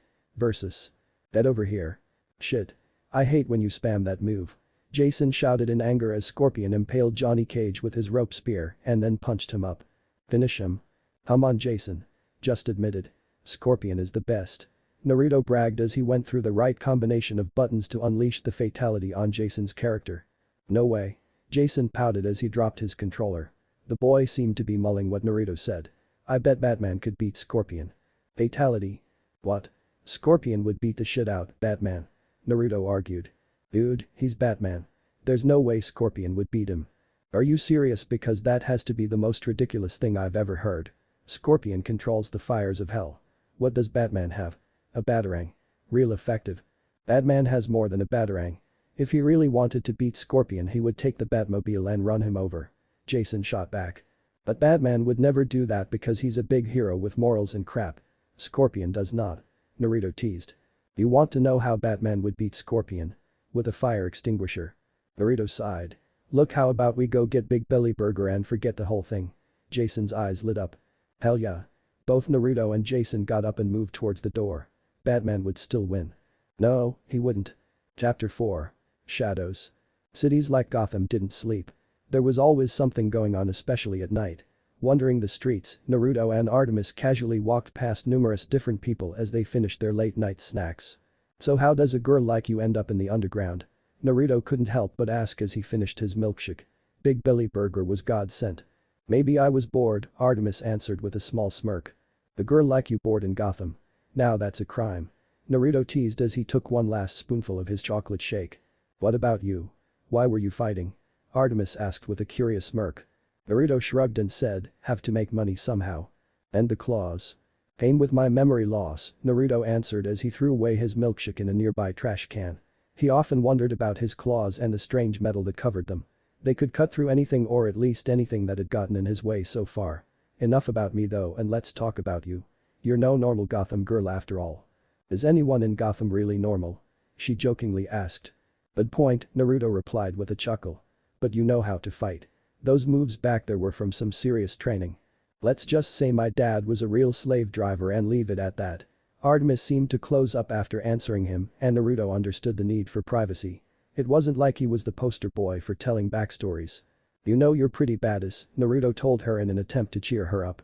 From the smile she sent him it worked. "You're not too bad yourself, tough guy," Artemis noted as they continued down the busy street. "So what are you, a meta?" "I honestly don't know," Naruto admitted. "I remember waking up in the snow one morning. I was tired and in pain, and I had TC sticking out of my hands." "So you don't remember anything?" Artemis questioned. "Nope, nothing," Naruto calmly commented. "I hate to ask you this, but have you tried searching for answers?" Artemis reluctantly asked. "I'm not even sure where to begin. Hell, I only came to Gotham to get out of the fucking woods. See the world. I have to tell you. You chose the wrong city to see the world." Naruto let a loud bark of a laugh out. "I don't know, the cities and its people have treated me pretty well." His mind drifted to Jason, who had become a little brother to him. To Ted, who had only known him for a day and took a risk on him. To Manny, who had gotten him the fights and paid his bills. To the blonde that was standing right next to him. "You'd be the first," Artemis replied dryly, which was fair, for Gotham was the single most dangerous city in America. Star City and Bloodhaven couldn't even compare. Death was as common as pigeons here. Though even with all the dangers here, Naruto didn't regret coming to Gotham for a second. Cities like Gotham really show how tough you are. If I can survive all the shit that's here, then the rest of the world should be easy. Naruto told her with a large grin that reminded Artemis of a fox. "Odd, you're cheesy." Artemis teased with a laugh that Naruto copied. "I need to be going home." "Lead the way," Naruto said. "That's really not necessary." "Oh, I know it's not necessary. Hell, you can take anything that comes your way. I just want to spend some more time with you," Naruto admitted sheepishly. Artemis blushed from Naruto's words. "Fine." Artemis wasn't going to argue with a strange blonde hunk that had her back all night. And good company was hard to find in Gotham. Naruto and Artemis walked through the city talking between themselves about everything. Anything that came to either of their minds they talked about, ranging from favorite foods to favorite activities. They were having fun, which for these two individuals was a rare thing. "So he thinks Scorpion could beat Batman?" "Yep." "Is he crazy?" "Thank you," Naruto exclaimed as Artemis busted out laughing. "Jason was just mad that I beat him for the third time in a row." "He sounds like a good kid," Artemis said as Naruto thought of his surrogate brother. "He is. Jason is a really good kid. It's just a damn bad he was born here," Naruto replied with a small frown. He never felt too down on himself due to other people like Jason having it just as bad as he did. The kid didn't deserve the shit hand he was given, and if Naruto could do anything to make the kid's life just a bit easier, then he would. "Gotham's a rough place to grow up," Artemis agreed sadly. "But it also toughens you up." Naruto nodded as they came to a stop. "This is my stop. I had a lot of fun tonight. Beating up cops. Running from cops," Naruto said with a chuckle that Artemis returned. "It was a fun first date." "Fun enough to have a second one?" Naruto asked as she opened the door to her apartment building. She stopped, turned and held her hand out. "Let me see your phone." Naruto did as she asked and watched as she typed in her number into his contacts. "Give me a call. Maybe we'll go and beat up some cops." "Probably shouldn't make a habit of that, but I'll see what I can do," Naruto said as he looked down at his phone. Artemis smiled at her fellow blonde and kissed him on his cheek. "Have a good night, Whiskers," Artemis said as she walked into her building. "You too, Tigress," Naruto said as he watched her walk away, his eyes locked onto her backside. Every step was graceful and reminded him of the big cat that he had nicknamed her after. He had to snap himself out of it, but as he turned and walked down the street, a goofy grin erupted on his face. After all the drama that had gone on tonight, he finally felt like everything was turning around for him. He admittedly was out of a job, but at least he had met someone who might even like him. Someone who knew how to execute a perfect roundhouse kick at that. And damn, does she look good doing it, Naruto thought to himself as he brushed past people in the street. Walking back to his apartment, Naruto noticed that something was off. All night there had been a feeling in the back of his head that was telling him that something was off. Something that was wrong, but he chalked it up to being on edge from escaping the cops. But now, hours later, he still felt the same nagging feeling. Whatever it was negative, and for some reason, it was directed towards him. Naruto ducked down an alleyway and looked around him. The feeling was getting stronger. His eyes took on a sharp look as he glanced around him. There were too many smells in the air. Made everything harder. What the hell is going on? He asked himself as he ran through the alley. His head was starting to pound again. He tried to shake it off. That's when he heard it. Something was flying through the air towards him. Snicked. His claws emerged from his hand and blocked several sharp metal star-like objects that were aimed at his face. The word shuriken flew through his mind, but he didn't know how he could know what these were. More shurikens shot out from different spots, and Naruto moved to block the metal stars with his claws. "How about you come out from wherever you're hiding?" Naruto asked the darkness. Three people seemed to emerge right in front of him from different hiding spots in the alley. Each of them dressed in similar clothes of black armored hooded shirts, pants, and boots. The negative feeling was stronger than ever. That's better. I don't know what I did to piss off a bunch of ninjas, but you teams were being real cowardly. Now you get to fight me face to face. He raised his claw in preparation for the fight to come. The three men, from what he could tell, pulled swords from their sheath on their backs. Are we gonna stand around all night or are we going to fight? Naruto asked rhetorically as the ninjas charged at him. Naruto swiped his right claw at the first ninja, who blocked it with his sword. Naruto interlocked his claw with the sword and brought the man closer to him so he could smash his forehead into his nose. The man dropped his sword and stumbled back as Naruto blocked two strikes from the other two ninjas with his other clawed hand. He swung with his hand and grazed them along their chest, forcing them to drop back. Their armor protected them from any serious damage but still managed to make small cuts. First blood is mine, assholes. Naruto mocked as the ninjas found their bearings. Ready for another round. He would have continued to mock them, but there was a sharp pain that was coming from his side. The ninja that he had headbutted had snuck up on him and jammed his blade in his side. He growled in pain and anger as he grabbed the ninja by his arm and jammed his clawed right hand into the ninja's chest, ending his life. Naruto pulled the blade out of his side with a small grunt. This is my favorite jacket. He growled and faced the other two. Now I'm pissed off. Naruto charged at them, claws raised, and the ninjas met him head-on. Naruto battled the two ninjas using his claws to block and swipe at them. He couldn't find an opening. Every time he went to stab them, they managed to evade his claws and they couldn't get close enough. Naruto. He needed to separate them from each other. He interlocked his claws once more with both in a battle of strength. Not willing to give in, he began to push back against both of the swords and threw the ninja's back. Pouncing on one of the fallen ninjas, he sank his claws into the ninja's torso and easily cutting through the armor. His eyes locked onto the final ninja. And then there was one, Naruto announced as he stood and began to slowly stalk over to his last foe. The last ninja stood there, small cuts littering his form. Naruto would have found it brave. Standing in front of certain death. Except, this guy also tried to kill him, so fuck that. He was going to gut him. The two began a clash of blades. Sword versus claws. Sparks from the clashing metal. Naruto parried one more swing from the ninja before slamming his claws into his throat. Blood flew as Naruto beheaded the other man, soaking his arm in the red liquid. Naruto panted as he took in the carnage around him. Blood and bits of people littered the alley.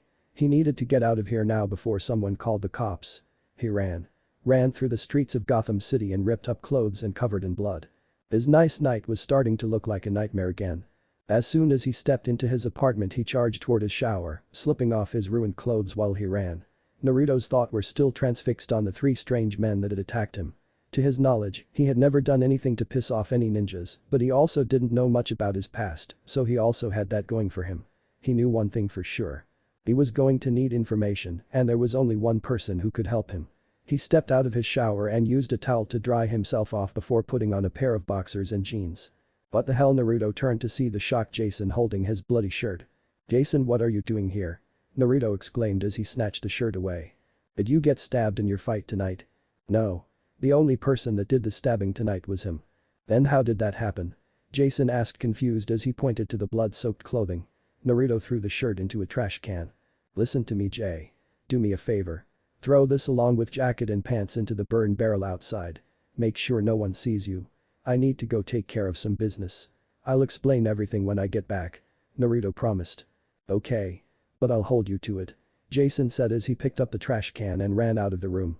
Naruto watched him leave with a determined look on his face. He always kept his promises. He picked up his phone and found the contact he was looking for. Hello? The familiar voice of the manager asked in slight fright, perhaps afraid of who might be on the other end. Manny had every right to be afraid. In the entire history of the underground, the police had never found it. Not a clue. And in one night it had been ruined. Roulette would want the blood of the person responsible for it. Manny, we need to meet. Tonight. Naruto said as he put on an orange t-shirt. Manny sighed in relief at the sound of the teen's voice. He would be happy to hear Naruto's voice. Kid? What the fuck are you calling me for? Manny asked, annoyed. I don't want to talk about it on the phone, Manny. Can I meet you somewhere? Naruto asked as he opened his fridge and pulled out a bottle of beer. Manny sighed. Fine, kid. Meet me at the garage. Naruto darted through the back alleys until he arrived at his location. Manny owned several small businesses throughout Gotham. One of them being the Gotham City Garage. A place where mobsters and criminals went when they needed to have the licenses played and paint job changed. It was all a front. one of Manny's legitimate businesses. If anyone knew anything about what happened to him tonight it would be Manny, and if anyone could get him a ticket out of Gotham tonight it was definitely him. Naruto banged on the back door. Manny, open up. He didn't have time for this shit. Ninja wannabes were after him and he wanted to get out the city before any more of them jumped out of the shadows. The door flew open and a hand shot out and grabbed him by his orange t-shirt and pulled him in.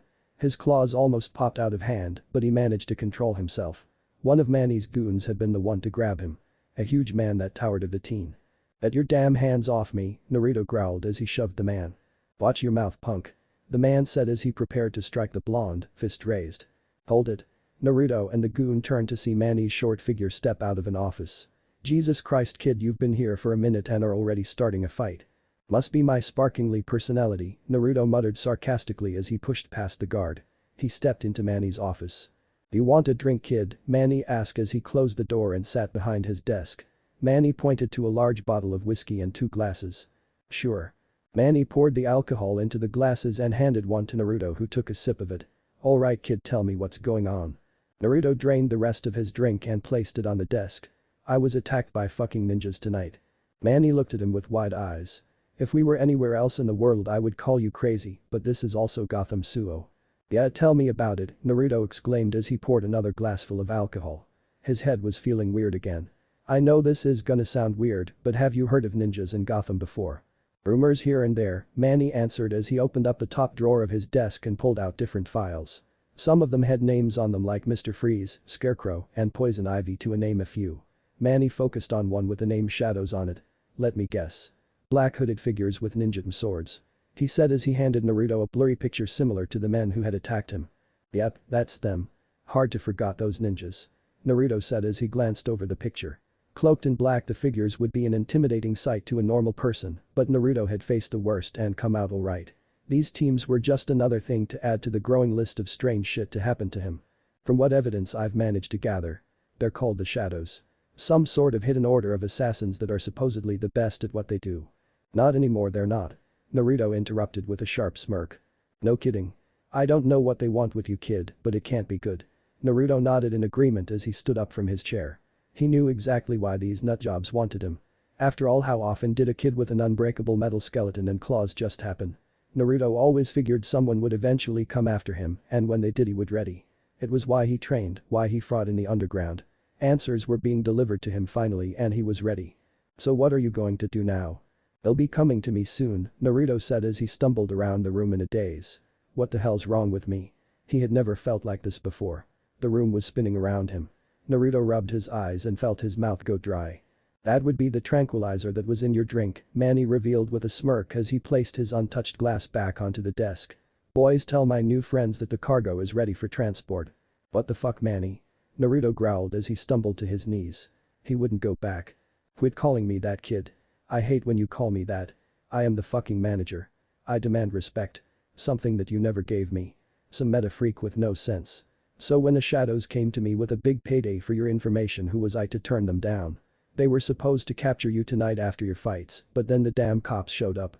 The man shouted as 4 men entered the room. "Pick this freak up and get him out of my office. And get me a new bottle of whiskey. It's time to celebrate." Manny grinned cruelly. "If it's any consolation, kid, Roulette really did want you for Meta Brawl. You're going to regret this, Manny," Naruto promised as he felt a wave of familiar anger fill him. "Come on, kid, it's nothing personal. Just smart business," Manny said greedily. "Besides, what are you gonna do? There was enough shit in that drink to knock out 5 men twice your size." "Because that shit doesn't work on me," Naruto roared as his claws burst from his hands. He spun and brought them down on the 2 goons closest to him, ranking them down their chest. Both men fell back as the other 2 reached for their handguns and fired multiple shots into him. "Jesus Christ, shoot him." "Holy shit," Manny shouted as the room descended into chaos. Naruto would kill everyone. Needed to kill everyone. They had tried to send him back. Back to the place that existed in his nightmares with the needles and the drills and the experiments. He wouldn't let them take him back. Rah! Naruto charged them as the bullets pierced his skin, yet he tanked straight through them. Manny took the chance to run out of the room as Naruto tackled one of the men out the office window. Glass flew everywhere as Naruto and the man hit the ground.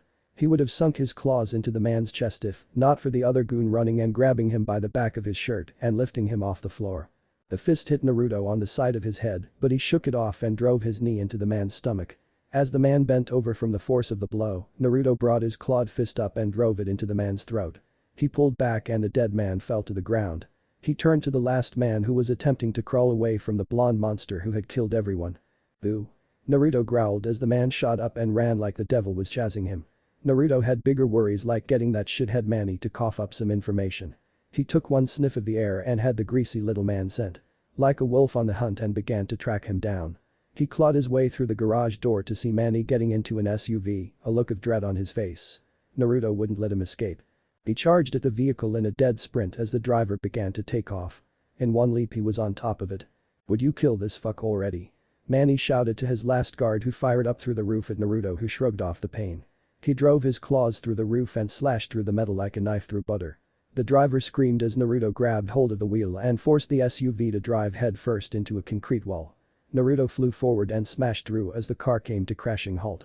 Manny's door opened and he attempted to get out of the vehicle. He fell to the ground in a heap. Blood covering him from numerous cuts on his face and body. "I told you, didn't I, Manny? That you were going to regret this decision," Naruto called out with a mocking tone. He climbed through the rumble and stalked towards the downed crime lord. Claws at the ready. Numerous wounds healing across his body. Now he just looked like a teenager wearing a badly ripped orange t-shirt and jeans. Fuck, Manny mumbled as he tried to crawl away. But Naruto was quicker. He was on the downed man and flipped him over only to feel a fierce pain as Manny drove a hidden knife into his stomach. Naruto growled and grabbed Manny's arm and with a twist snapped it. HHH. Naruto ignored the cries of pain and pulled the knife out and dropped it. "You don't learn, do you? You can't fucking kill me," Naruto roared as he grabbed Manny's other arm. "Now you're going to tell me what I need to know. Like who wanted me dead?" He grabbed Manny's index finger. "Or I can start on you with your fingers. They didn't want you dead. Only captured. That why I tried to knock you out. AGGHH. Naruto snapped the finger and moved on to the next one in line. "They wanted you shipped to some place called Cadmus Labs. We were supposed to deliver you to the shadows who would take you to Cadmus Labs."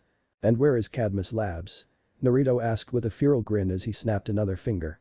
"Fuck. It's in DC. I swear." Manny cried as Naruto let go of his hand. "Thank you for your time." Naruto stood up and raised his claws in the air. He would have finished. Wiped this shit stain off the map with his metal claws and would have. If not for the red and blue lights and sirens filling the alley. "Luck is on your side tonight, Manny." He sheathed his claws. "But fighting cops? Well, been there, done that. Don't suppose you'll mind if I borrow a ride?" "No." "Great." Naruto ran back into the garage and got into a pickup truck. Flipping the visor, a set of keys fell into his lap. Naruto started the truck with a roar and put it into drive. He hit the gas pedal and the truck moved forward, smashing through another garage door and out into the street. Seeing cop cars parked in front of him, Naruto sped the truck up and rammed through them. Metal and glass flew through the air as Naruto smashed his way through the cop cars. That was awesome. Naruto thought to himself as he drove down the street. His life was turning into an action movie. I told Jason I could drive. Naruto needed to hurry. The longer he stayed in Gotham, the more likely he'd miss his chance to find out about Cadmus Labs. He glanced down at his heads as they tightened around the steering wheel. "Dude, what the hell happened to you?"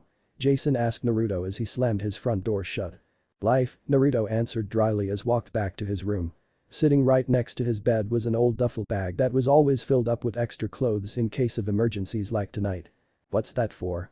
Worry seeped through Jason's words and Naruto sighed. "Now for the hard part. Jason, I'm going on a trip.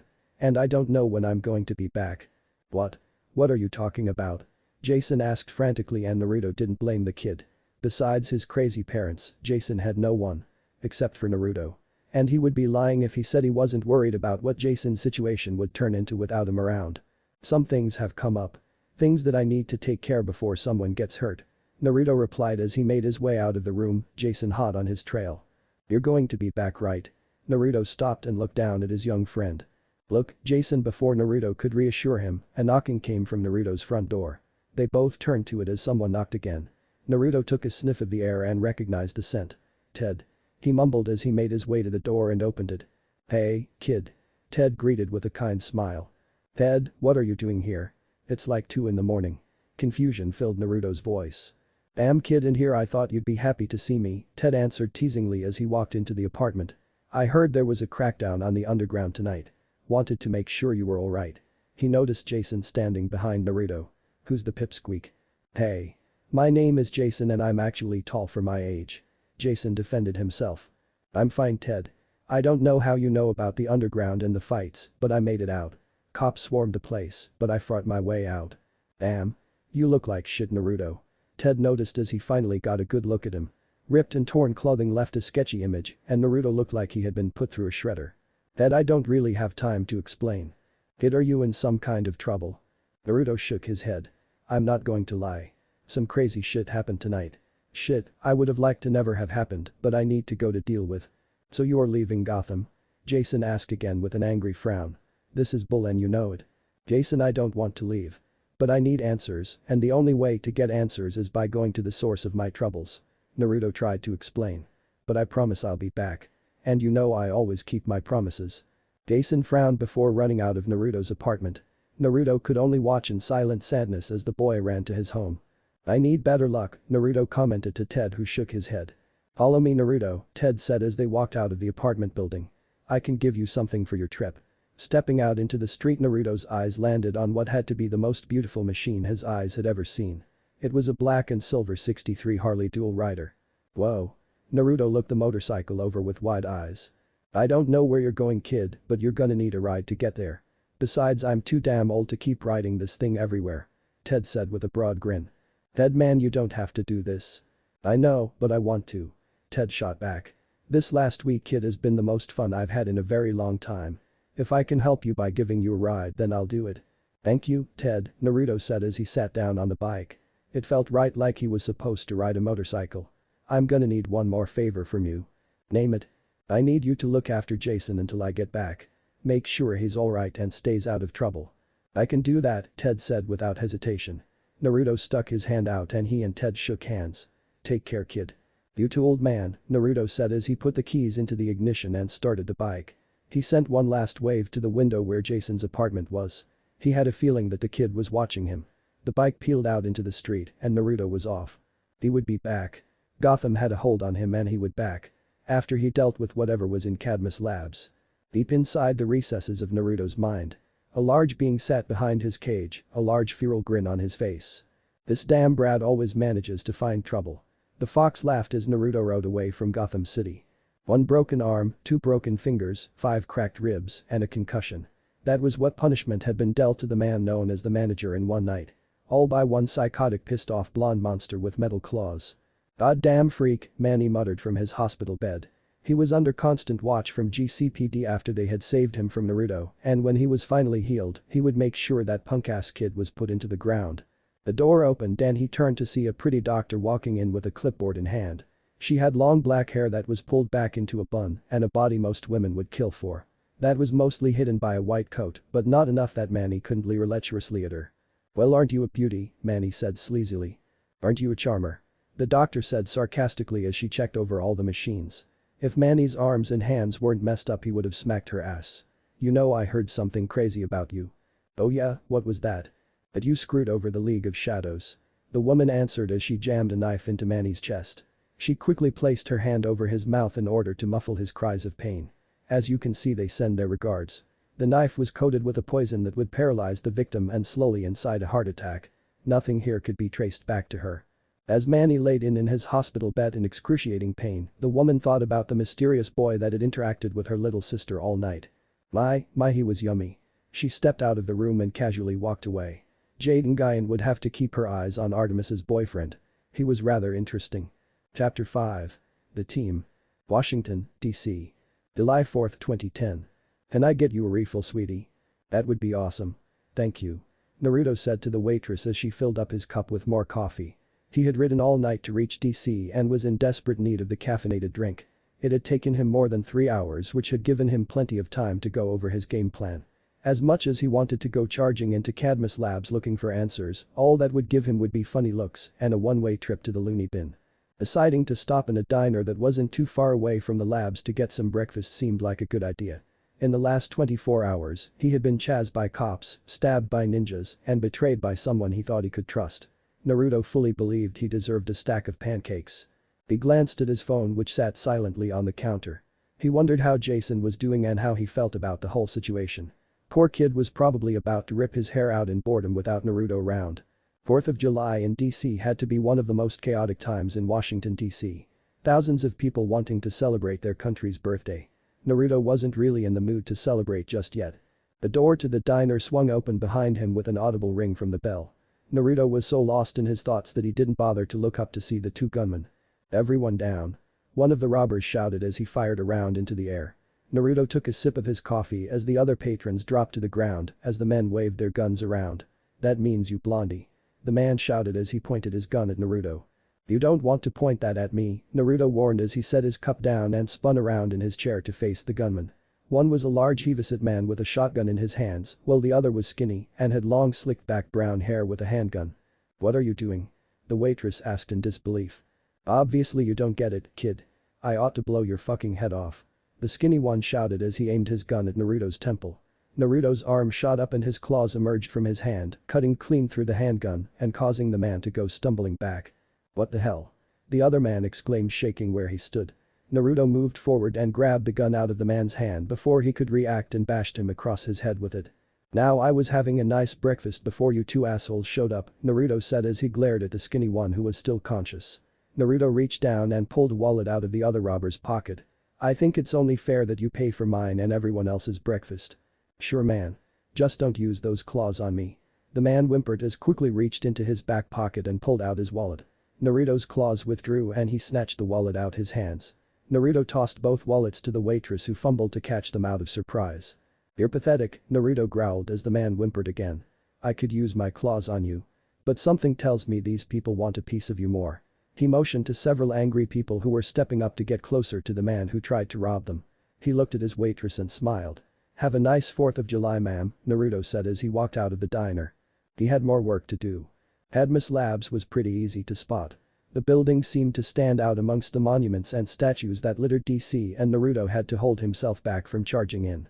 If he was going to do this, he was going to do this smart. Living in the wilderness of Canada had taught him that any good hunt needed to be timed perfectly. So if he had to wait hours before he could get in, then he would wait. That was the smart thing to do. As smart as a dumbass like you can be, brat. "Now is not the time for you," Naruto muttered to himself as he watched people going in and out of the building. A plan was forming in his head. He just wasn't sure it was a good one.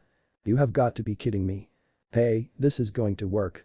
He shot back to the voice in his head with a mutter as he continued to survey the building. He wasn't really sure what he was looking for. All he knew was that he was supposed to be brought here. What makes this place so special? Naruto wondered as he slowly walked across the street, trying to act casual. Naruto took a sniff of the air. It might have sounded weird, but Cadmus smelled wrong. There was something in the scent around the place that was different. "There's something here and it's trying to knock on our door and I don't like it," the voice snarled in annoyance. "Well, I don't care what you like. Now would you leave me alone?" Naruto shot back as he found a spot to survey the building. He reached into his pocket and pulled out a pack of cigarettes and a lighter. He popped one of the cancer sticks into his mouth and lit it. Naruto tried to focus on anything else besides what the voice said. Because the voice was right. There was a pressure that was building in his head. A pulsing pain that grew stronger as he got closer to Cadmus. Whatever it was, it didn't want him here. As he grabbed the side of his head, a loud alarm filled the air. The ringing bell caused Naruto to turn to Cadmus to see what was going on. People were quickly evacuating the building as smoke came out from one of the many windows. Naruto spat his cigarette out and grinned. "Had time to go to work," he said as he pushed past people who were sending him strange looks. After all, how many people wanted to enter a burning building? "This seemed a lot easier in my head," Naruto said as he explored Cadmus. Truth be told, he really didn't know what he was looking for as walked past numerous empty labs and offices. For a building as large as Cadmus, it sure cleared out fast. "There's someone here. Stop and listen." Naruto for the first time ever decided to listen to the voice in his head and stopped to listen to his surroundings. It was faint, but he could hear what sounded like light footsteps. He took a sniff of the air. Whatever was walking didn't smell right. Didn't smell human. Then again, neither did he. "Come out, I'm not going to hurt you," Naruto said in an attempt to be friendly.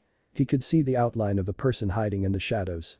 With a flick of its hand, Naruto went flying back from an unseen force and slammed into a desk. Then he was flying forward and smashing into a wall. He slowly slid down and let out a groan of pain. He could hear the voice in his head chuckling as Naruto quickly stood up. "Ow, what the hell was that?" he asked as a cut on his face sealed shut. "This should not have come here, Weapon X. This place could be your doom if they capture you. You need to leave," a voice said from the shadows. Naruto released his claws. "I'm not going anywhere, bub. I came for answers and I will get them." Naruto growled with a pointing finger. He had come all this way to find answers and to turn back now because of some creature that was hiding in the shadows. He charged forward with claws at the ready, but the person was ready. Naruto could see the person's eyes and head lit up in red, and with another flick of his hand, the creature sent Naruto flying back again. Naruto dug his claws into the floor to slow himself down. "You are a stubborn person, Weapon X." The man stepped out to reveal that he wasn't a man at all. It was a tall skinny creature that resembled a human. Its skin was a deep blue, and atop its head was a set of horns. It was dressed in simple white clothing. "What the hell are you?" Naruto mumbled in confusion. Never before had he seen something so bizarre. "I am a result of Project Cadmus. I am a Genomorph. In many ways, I am like you. In others, I am so very different. If you truly wish to discover the secrets that are hidden here, I ask you to take the elevator that is behind me. I must tell you though, you may not like what you find," the creature explained. "And what about you? Where are you going? And how do I know I can trust you?" Naruto demanded with a snarl. "I must wait here. I am expecting guests shortly. And to answer your last question, I ask you that you put a little trust in me." Naruto released one last growl before sighing and sheathing his claws. "What floor?" "Thank you, weapon. And enough of that Weapon X crap. My name is Naruto." "Very well, Naruto. I am Double X. You need to take the elevator down to sub-level 10. It is there you may find the answers that you seek," Double X said as the elevator doors opened behind him. Before Naruto entered, he turned to Double X. "If this is a trap, then I promise you there will be nowhere that is safe for you. I'll hunt you down. And I always keep my promises," Naruto warned, then stepped into the elevator. "I truly believe you," Double X said as the doors shut. Now it was time for him to wait. He was hopefully expecting more guests. "What have you gotten yourself into, Naruto?" Naruto asked himself as the elevator came to a stop. "Probably going to get yourself killed." "I'm not." "R2. Would you shut up? God, it sucks having someone live inside your head. I'm in your stomach, Dumbus." "Now is not the time for this," Naruto shouted, ending his conversation with the annoying voice. The elevator doors opened slowly to show a massive structure. A lab of some sort. Naruto stepped forward and looked around in realization. It was the same setup that he had escaped from in Canada. He walked through the entire lab, taking in his surroundings. It was the same lab in which he had been experimented on. And right in the center of the lab was a glass tank. Images flashed through his mind. A tank of water quickly turning red. Naruto covered in blood. A young girl around his age. Pain. Pain. Pain. Naruto let out a bestial roar and his claws shot of his hand and slashed them through a desk, cutting it in half. "They were bringing me here to start over. Create more of this," Naruto stated in realization as he looked at his claws. They wanted more beings like him. Damn near indestructible and full of fury. "I got to do something. Destroy everything that's here. Cadmus would burn." He promised himself that no one else would ever have to go through what he did. Before Naruto could do anything else, several growls came from behind him. Creatures that resembled Double X started to surround him. They were different, however. These creatures were built for battle. Strong-looking with clawed fingers and sharp fangs. "So you must be the welcoming committee," Naruto taunted as more creatures entered the lab. "Well then, let's get started." With that, Naruto ran right into the pack of creatures. Claws at the ready. With a yell, he swiped at one of the creatures as it leaped at him, cutting into his chest and causing the monster to screech in pain. Another one had latched onto his back and sank its fangs into his shoulder. Naruto smashed his claws into its face and right through its head, killing it instantly. He was forced to jump back as more jumped at him, trying to rip him to shreds.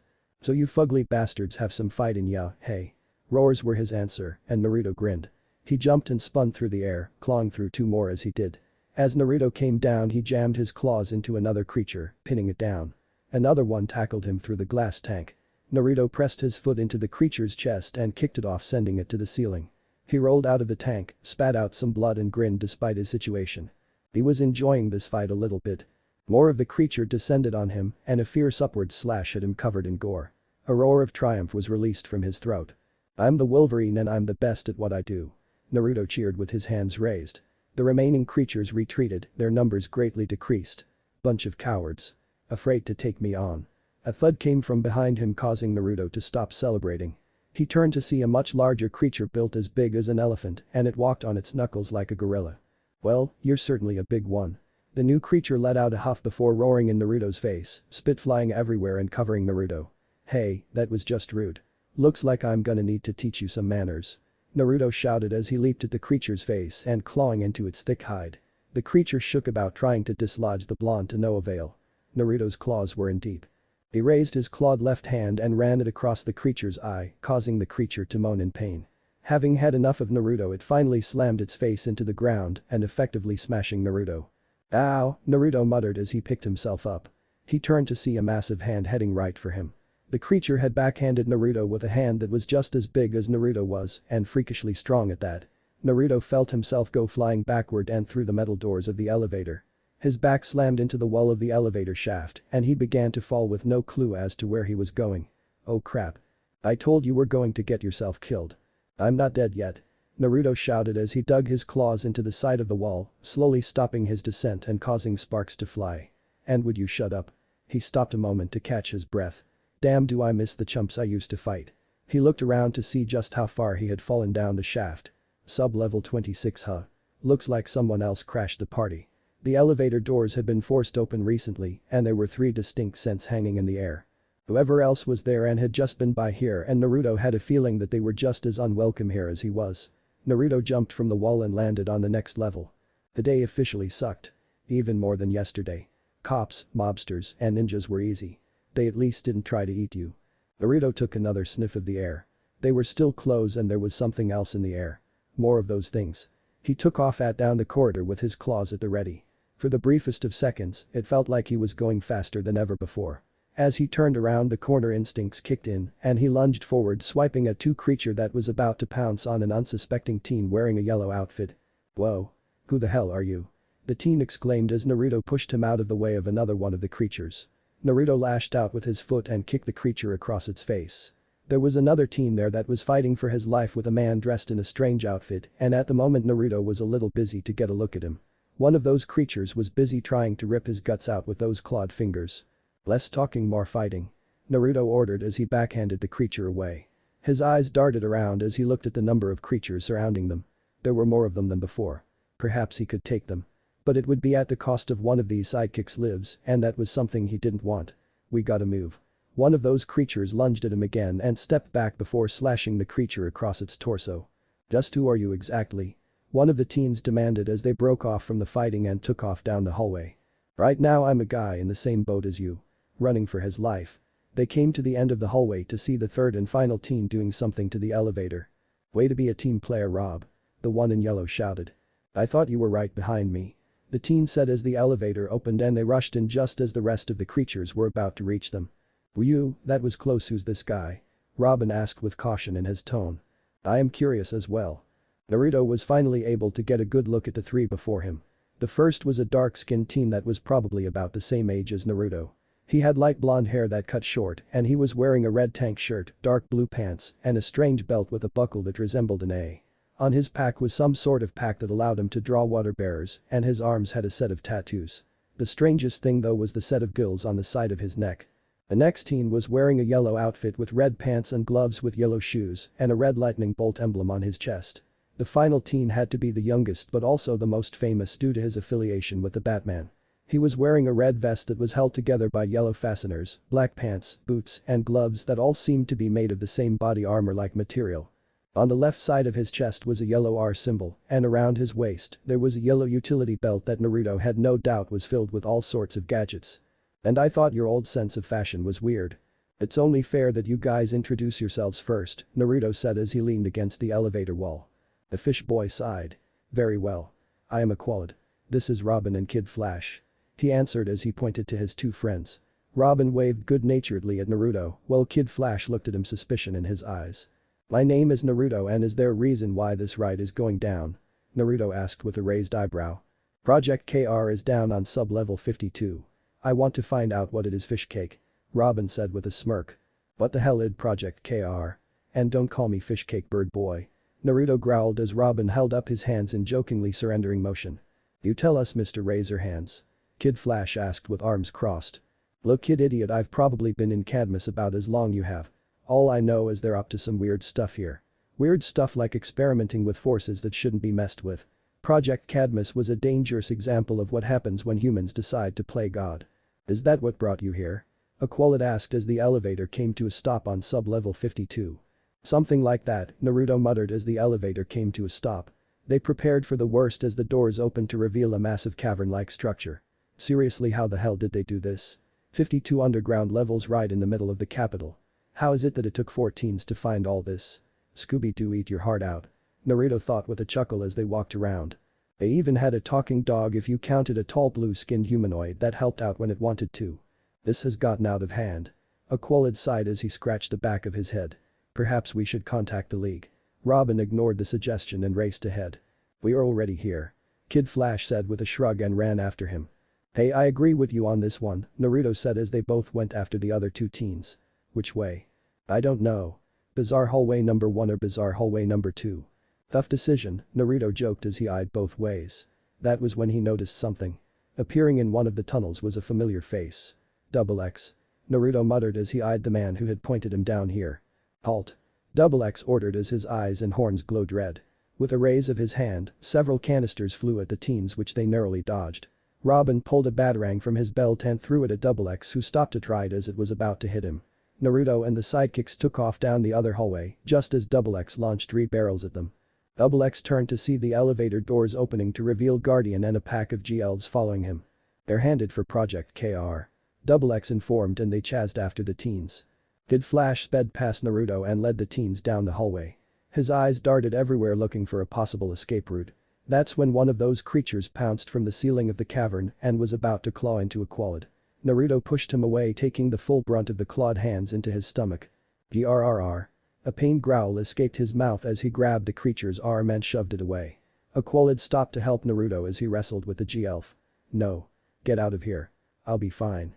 Naruto ordered as he pushed the creature and punched it across its face. More were coming. He could smell them in the air. We won't leave you, Aqualid declared as he and Robin turned to help him as several more Genomorphs jumped at Naruto. Snicked. Naruto's claws emerged from his hands and he swiped at the monsters before him, who jumped back to avoid his deadly weapons. I'll hold them off. Find Kid Flash and I'll meet up with you guys later. Naruto said as he continued to hold the G-Elves back. You heard him, let's go. Robin said, grabbing Aqualid's shoulder and pulling him ahead. Naruto didn't stop to watch them go. He was too busy trying to hold these things back. 2 of them tackled into him and all 3 of them went rolling across the ground. Naruto kicked one of them away and used his arm to keep the second one away from his throat as it tried to bite his jugular. God damn, am I tired of you things. With a mighty shove, Naruto sent the creature away and tumbling across the ground. Before Naruto could move to finish the creature off, he felt a force push him back and slam into the wall. Oh, he had felt the sensation before. Double X was nearby. Before he could stand up and move, he felt the same force push him up and into the ceiling of the cavern. He dug his claws into the ceiling and stopped himself from going anywhere else. He watched as Double X and a group of Genomorphs ran past. Double X looked right at him before continuing down the hallway. Thanks, a lot, you blue bastard. Naruto frowned as the voice in his head started laughing at his misfortune. And of course you start to chime in. Of course. Your pain is my one source of laughter while I'm stuck in here. Fuck you. Naruto shouted as he dropped from the ceiling, spun midair and landed on his feet. Now which way? Follow the blue meatbag. Perhaps you can find some answers to your dilemma. Well, look at you being useful. Naruto trailed after them, sticking to the shadows and watching for any more of those Genomorphs. Quickly catching up to Double X and his group, Naruto noticed that there were more humans with him. One was the man who had been fighting with Aqualid and was wearing a dark blue jumpsuit with a golden helmet covering his head. Next to him was a dark-skinned woman with a pair of glasses on. The last human was an older man with a frustrated look on his face as he paced the room. Let some G-trolls down here and muscle this door open. He ordered fiercely. Already on their way, Dr. Desmond, Guardian said in an attempt to appease the doctor. You realize once we get in there we can't let them leave, Desmond said to his head of security.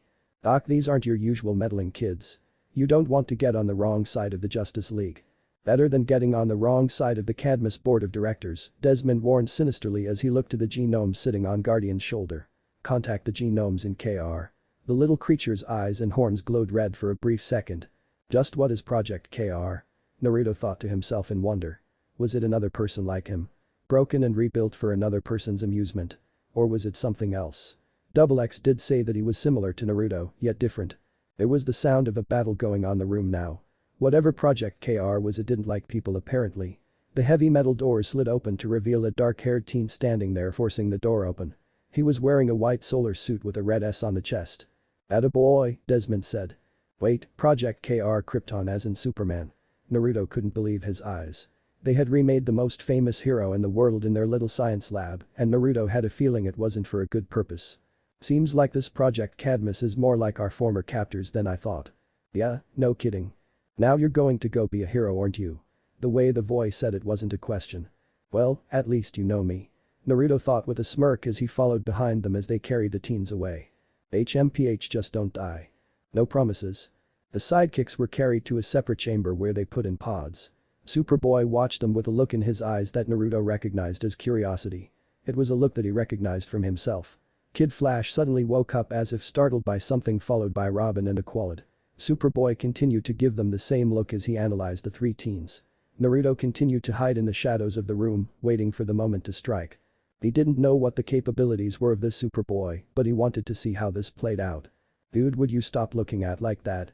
You're freaking me out. KF, probably not a good idea to piss off the guy with heat vision, Robin warned as Kid Flash looked at him nervously. We're trying to help you, Aqualid told Superboy. Yeah, we freed you and you turned on us. How's that for gratitude? Kid Flash added angrily. Kid, please be quiet now. I don't believe our new friend was in control of his actions. Aqualid said as Robin popped a lockpicking tool out of his glove.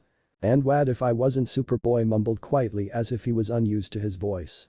He can talk. Kid Flash said, surprised. Yes, he can, Superboy growled louder. Smooth kid. Naruto thought dryly with a headshake. It's not like I said it. The Genomorphs taught you telepathically. Aqualid realized. They taught me much. I can read, write. I know the name of things. But have you seen them? Have they ever let you see the sky? Or the sun? Robin questioned. There are images implanted in my mind, but no, I have not seen them. Superboy revealed as he thought over everything he knew. Do you know what you are? Who you are? Aqualid asked. I am the Superboy.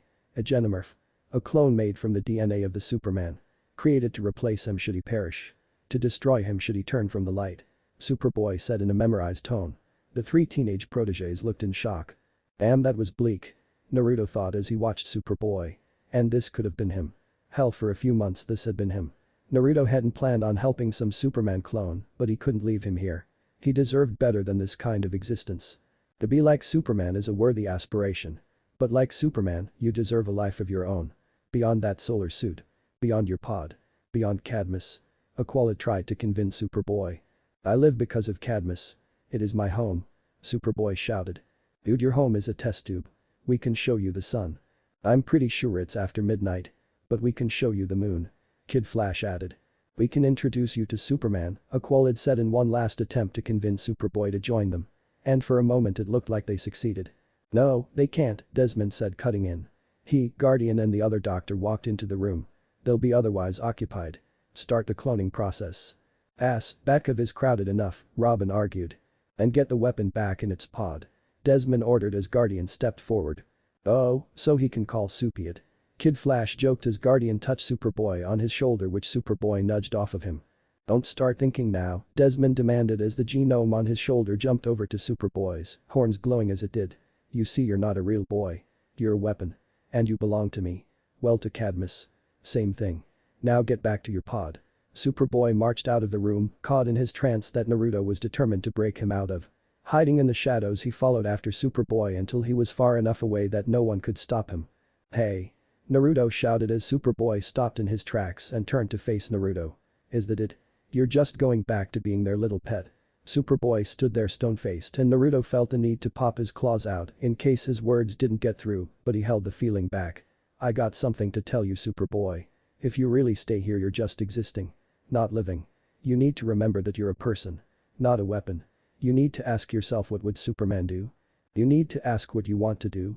Superboy looked at him with the same stare before he flicked the genome off his shoulder. Who are you exactly? Naruto grinned. I'm Naruto and I'm the guy who's going to help you break those sidekicks out. Superboy nodded to him before both took off back to the chamber. As they came to the door, Superboy grabbed onto it and ripped it off. With a simple toss, the door was on the other of the cavern. Desmond and his team turned to see Naruto and Superboy. What are you doing? Desmond cried out as he, Guardian, and Double X tried to stop the duo. Stop. But they didn't stop. Superboy shoved all of them aside as he and Naruto made their way to the restrained sidekicks. You're never telling me what to do again, Superboy said enraged. Looks like you guys could use some help, Naruto said as pushed a button on the panel opening the pods. He jumped up, popped his claws out and cut through Kid Flash's first cuff. It's good to see you're okay, Naruto, Aqualid said with a relieved as he didn't want his new ally to be harmed. Wait. Superboy is on our side now? Kid Flash questioned as Superboy stared at them. Well, since I don't seem to have heat vision, I guess helping you is my only option. Superboy joked as Robin finally managed to break out of his cuffs. Man, it's a good thing Batman isn't here. He'd have my head for taking so long to get out those cuffs. Robin said as he rubbed his wrist. Seriously? That's what you're worried about? The whole league is gonna have our heads after tonight. Kid Flash said as Naruto slashed through his other cuff, causing him to fall forward. Help Aquila down, Robin said as helped KF up. You don't tell me what to do either. Superboy demanded, but he still complied. He jumped up and ripped the cuffs restraining Aquila out of the wall. Thank you, Aquila said sincerely as Superboy nodded. Alright, boys, let's get the hell out here. Naruto shouted as he led the teens out. As he ran past, he sent a nod to the downed XX, who returned it with one of his own. Naruto knew that the top Genomorph had ultimately helped him earlier, and if he was being honest, he would have never made this far without XX help. No matter what happened, Naruto swore that after all this he would help the Genomorph. You'll never get out of here. I'll have you back in pods before the night is over. Desmond cried out as the teens ran out of the room. Naruto stopped and turned to him. You can try, Doc. We'll just beat you down again, Naruto growled. Robin nudged him on the arm. He is totally not whelmed. He joked as Naruto looked at him funnily. Robin then threw several batarangs at the pods they were in, causing them to explode. What? Dude, seriously, what is with this whelmed thing? Kid Flash asked as they continued down the hallway. Robin shrugged with a smirk. Naruto shook his head at the banter. It reminded him of Jason and the brotherly arguments they got in. Maybe these punks weren't so bad. Famous last words, brat. People have a way of letting you down. Maybe not. I think people have a way of surprising each other. Maybe we just need to give each other a shot. Naruto thought with a smirk while the voice went quiet. We're still 42 underground. If we can just make it to the elevator. The team of teens continued down the hallway before they were stopped by several of the large G-trolls that appeared to block their way. Superboy lunged forward with his fist at the ready, striking the first G-troll that got his way. Another one smashed him into the ground. Naruto popped his claws out and stabbed them into the creature's hand, electing a roar of pain out of the Genomorph. Superboy nodded in thanks before moving on to the next enemy. Aquila and the others easily maneuvered around the Genomorphs while Naruto and Superboy tried their approach. Superboy. Naruto. We need to get out of here. Not bring the roof down on us. Aquila ordered as Superboy paused on his beatdown to glare at the other teen. He was about to yell out in anger before Naruto pushed him forward. He's right. We don't have time for this. Naruto said in agreement. There were just too many of them to fight and the hallway was too narrow to move around. Taking the fight up would be better in the long run. Superboy clenched his fist but continued on. Aquila ripped the door open while Robin tossed a grappling hook to Naruto. Point it and click, Robin explained as his line shot up. Naruto followed suit and both teens shot up through the elevator. Superboy grabbed Aquila and jumped through the air. There was a problem with Superboy's plan of action. I can't fly. Superboy realized as gravity took hold of him and Aquila. Robin took action and shot a batarang out to them, allowing Aquaman to grab onto something. Superman can fly, why can't I fly? Superboy asked in shock. Don't know, but it looks like you can leap tall buildings in a single bound. Still really cool. Kid Flash said as he and Naruto helped him down. Thank you, Superboy said quietly yet sincerely. Guys, this is gonna have to be our stop, Robin shouted as he looked up to see the elevator rapidly descending. Superboy turned and punched through the doors easily only to see more of the Genomorphs. Go. Naruto said as they outran the G-elves. Go left. Superboy said as they approached a turn. Naruto looked at him in wonder. How could he know where to go? Right. The teens turned to see a dead end. Nice going, Soupy. Are you trying to get us caught? Lay off, kid mouth, Naruto said sarcastically as he and Robin stepped forward. Yeah, this is perfect, Robin said as he pointed to the vent in the wall. Naruto popped his claws out and slashed through the grate, allowing the teens to climb in. The 5 teens quickly climbed through the vents. We need to move. I can smell those things right behind us. Naruto said. They need to get out of here now. He's right, I can hear them behind us. Superboy agreed. The teens exited the vents. Robin pulled up his holographic keyboard and began to type away. What are you doing? Naruto asked as Kid Flash stretched his legs. Oh, just hacking the motion sensors, Robin replied, causing Naruto to grin. Sweet. Kid Flash exclaimed as he pulled his goggles over his eyes. Now I got room to move. He said, speeding up a nearby stairwell and pushing dozens of Genomorphs back. More behind us, Robin called out. Superboy turned and kicked the stairwell loose, causing the approaching Genomorphs to fall. The teens continued up unimpeded. Not bad, Soups. Naruto complimented as they exited the stairwell. Kid Flash raced ahead eager to get out of this crazy place, only to run into an emergency door. He slammed into the door causing Naruto and the others to wince as Kid Flash fell to the ground. "We're cut off from the street," Aqualad called out as they finally caught up with Kid Flash. "Thanks. I hadn't noticed." Kid Flash replied sarcastically as he climbed to his feet. Naruto took a sniff of the air before turning and facing the approaching horde of Genomers. His claws were out and he faced his enemy. The other teens joined him at his side, ready to face whatever came their way. "If we're going down, let's at least go down swinging," Naruto said as Guardian pushed his way past his small army. Just as the two sides were about to square off, the teens except for Naruto collapsed to the floor clutching their heads in pain. "What the hell? Someone tried to knock on our door again. I didn't take too kindly to it." "Thanks. Don't mention it. I have a reputation to maintain." "XX, show yourself," Naruto called out as he helped Superboy and the others up. "Hello, again Naruto. I see you have befriended my brother," XX said as the other Genomers moved aside to let him through. "So tell me, brother. What is your choice?" Superboy looked directly at XX as he made his choice. "I choose freedom," he said confidently as Guardian shook his head as if coming out of a daze. "Feels like fog lifting," Guardian stated as he faced the teens. "Guardian?" Aquaman checked as Guardian came to his senses. "Go," Guardian ordered. "I'll deal with Desmond." "I think not," Desmond spoke up from behind them. Everyone looked at the doctor as he pulled a vial out of his lab coat pocket. "Project Blockbuster will give me the power to restore order to Cadmus," he announced as he drank the entire blue liquid. "Okay, I'm pretty sure people aren't supposed to drink their own lab experiments," Naruto said as Desmond's body shifted and changed. Desmond gripped his body as his bones snapped and became larger. His skin fell off to reveal darkened blue skin. Desmond had given up his humanity in order to best the assembled team before him. Had become a monster due to his own damn ego. Naruto found it pathetic. "Stand back," Guardian ordered again as he charged at the monster, only to be knocked away like a bug and into the wall. Superboy was the next to attack the monster, slamming his fist into Desmond's face. It barely fazed the creature that Desmond had become. He hit Superboy back with more force than what the teen was expecting. With a roar, Superboy charged again at Desmond, laying punch after punch to the behemoth.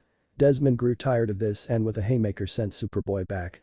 Naruto stepped in and slashed Desmond across his chest. Desmond cried out in pain as he stepped back to avoid the furious blonde. Superboy joined his fellow angered teen and lunged at Desmond. Desmond roared and charged right at Superboy. He grabbed the smaller powerhouse mid-air and shot through the ceiling. "Damn," Naruto called out as he and Robin shot their grappling hooks up. "Do you think Labcoat planned that?"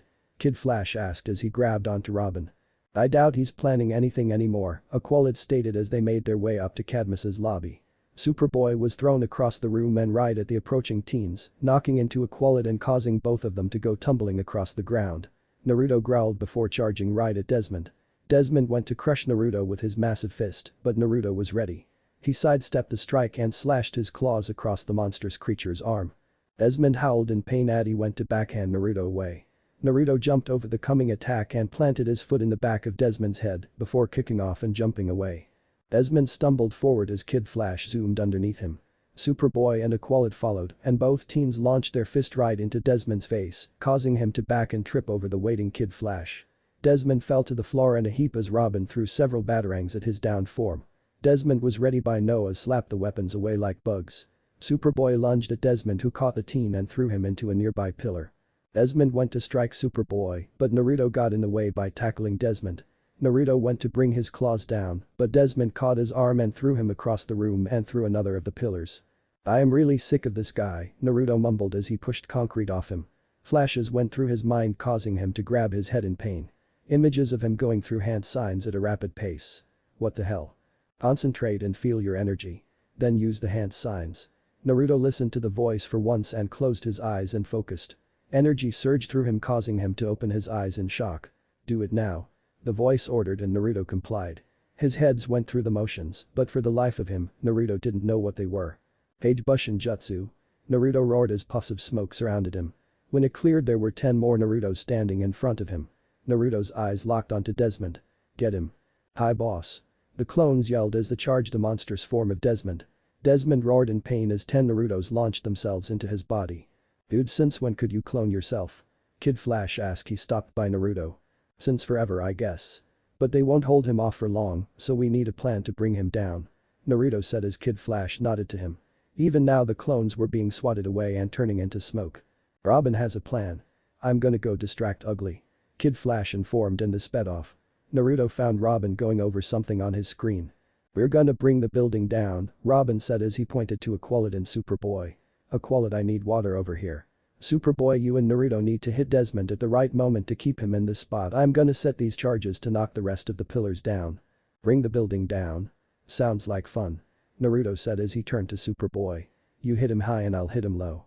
Superboy nodded in agreement and both teams got into position. This is gonna be good. Kid Flash ran by and skid across the water that Aqualid had set up. Desmond following right behind him. Naruto and Superboy lunged forward, Superboy striking Desmond in his face while Naruto slashed him across his torso. As soon as Desmond was down, Aqualid lit the water up with electricity, electrocuting the monster and causing him to roar in pain. We gotta move now. Robin ordered as the carefully placed batarangs started to go off. The whole building was coming down and Naruto didn't want to see how far his healing factor would go tonight.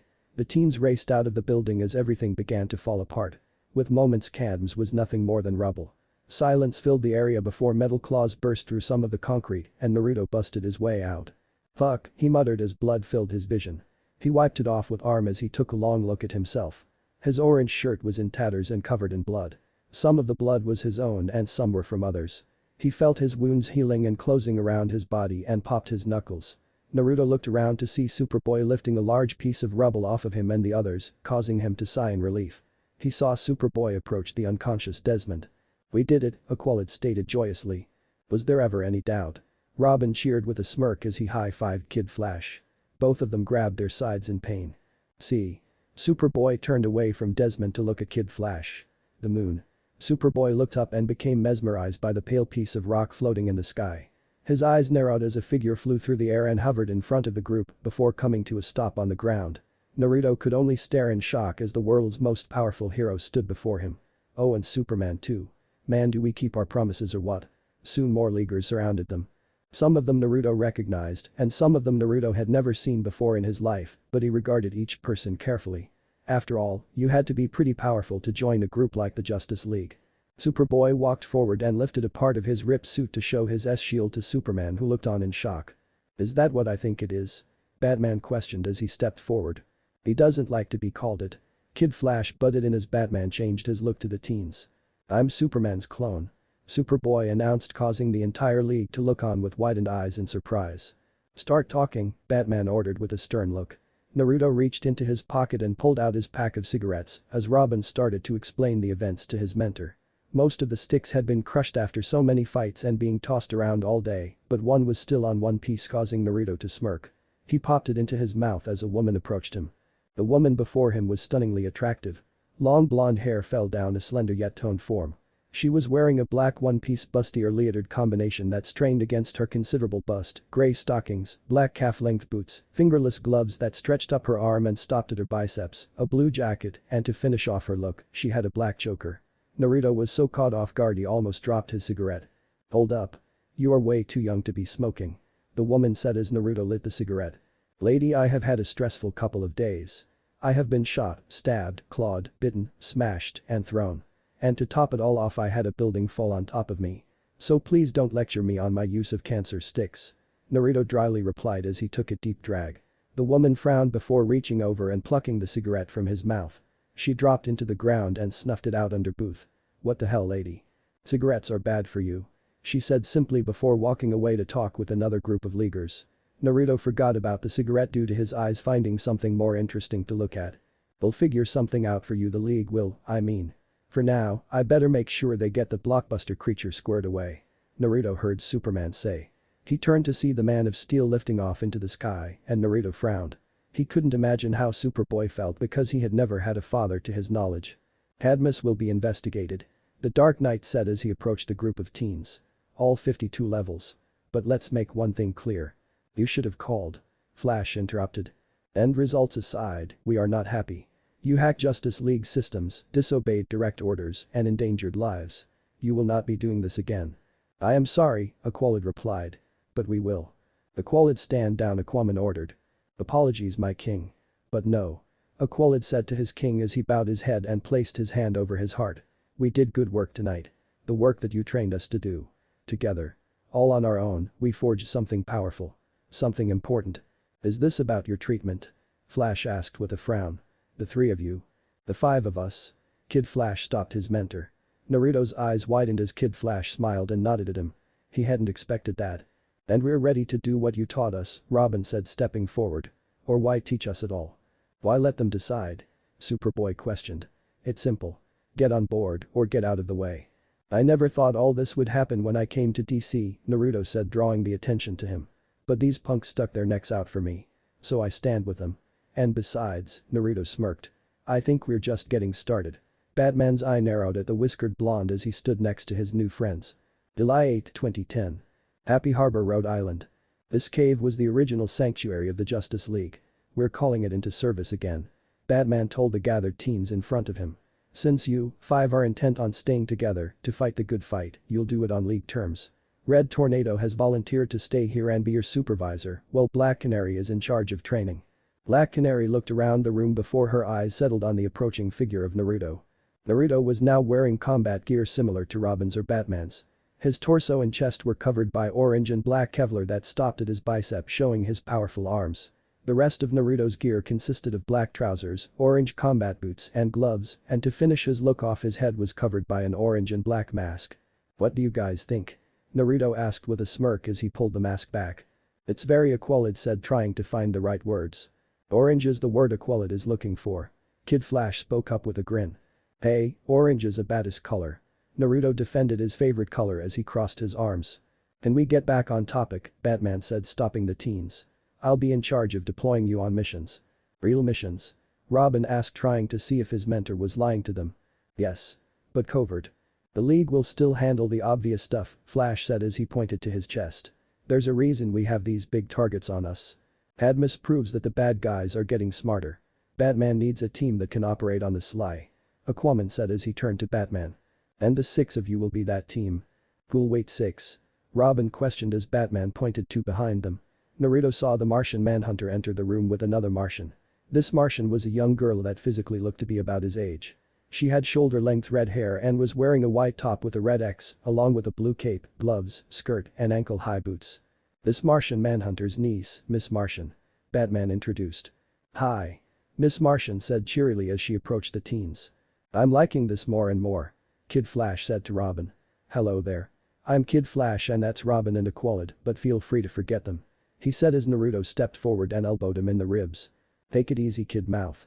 Don't want to scare the new girl off on her first day. Naruto joked before he turned to Miss Martian. It's a pleasure to meet you, Miss M. Welcome to the team. Miss Martian blushed at the other teen before shifting her shirt from white to orange, taking Naruto by surprise. It's nice to meet you too, I like your outfit. She noticed Superboy hanging out in the background. Hey, Superboy, come and meet our new teammate, Naruto said without turning around. Superboy reluctantly came forward and joined the rest of his team in welcoming. The day is the day, Aqualid said happily as he watched the teens gathered around each other. Water was up to his knees, and Naruto wasn't sure why. 1 minute he was falling asleep in his new room, and the next he was in the sewer. Wait, I've been here before. Naruto realized as he moved through the sewer. Only one time before had he been here. In a dream that was far more lifelike than he liked. He found himself in front of a cage. No tornadoes yet. The time that we talked, boy. Naruto's eyes widened in shock as a massive body moved through the darkness of the cage. Who are you? Naruto demanded as he popped his claws out. How yourself? He didn't care how big this thing was. He cut a new one into the voice that had haunted him since day one. Who are you to demand anything out of me, boy? Naruto could see two angry red orbs glaring at him, and he glared right back with a snarl on his face. I'm the guy without any answers and you seem to know me better than I do. Naruto roared as the red eyes stopped and narrowed at him. Very well. The massive being came closer until Naruto got a good look at it. It was a fox only the size of a skyscraper and far more fierce than any small canine should look. Deep red-orange fur covered its body and its claws were as big as his torso. You asked so I will show. I am the mighty Kyuubi no Kitsune. The nine-tailed fox. And you boy are my jailer. Whoa, Naruto said in shock as he stepped back. This was not what he was expecting. Chapter 6. Welcome to Happy Harbor. Happy Harbor. July 18, 2010. Naruto's motorcycle roared as he sped down a back road with no destination in mind. His head had been filled with thoughts regarding a conversation with a nine-tailed fox. He shook his head as he brought his bike to a stop. Thinking about his tenant, for a lack of better term, made him both angry and confused. The Kyuubi, as it was called, was a being Naruto couldn't even fathom. After all, how many people could say that they had a giant fox living in their gut? Naruto popped a cigarette into his mouth with a hum as he climbed a nearby hill. Quickly lighting it, Naruto took a drag and let his thoughts drift back to the offer Kyuubi had given him. Flashback. So I've driven the great loudmouth into silence. My greatest accomplishment. The towering fox laughed with a grin. What is going on?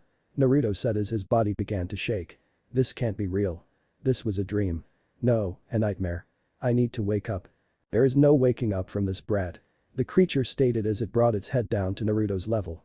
The only thing preventing it from snapping at Naruto was the massive bars blocking its way.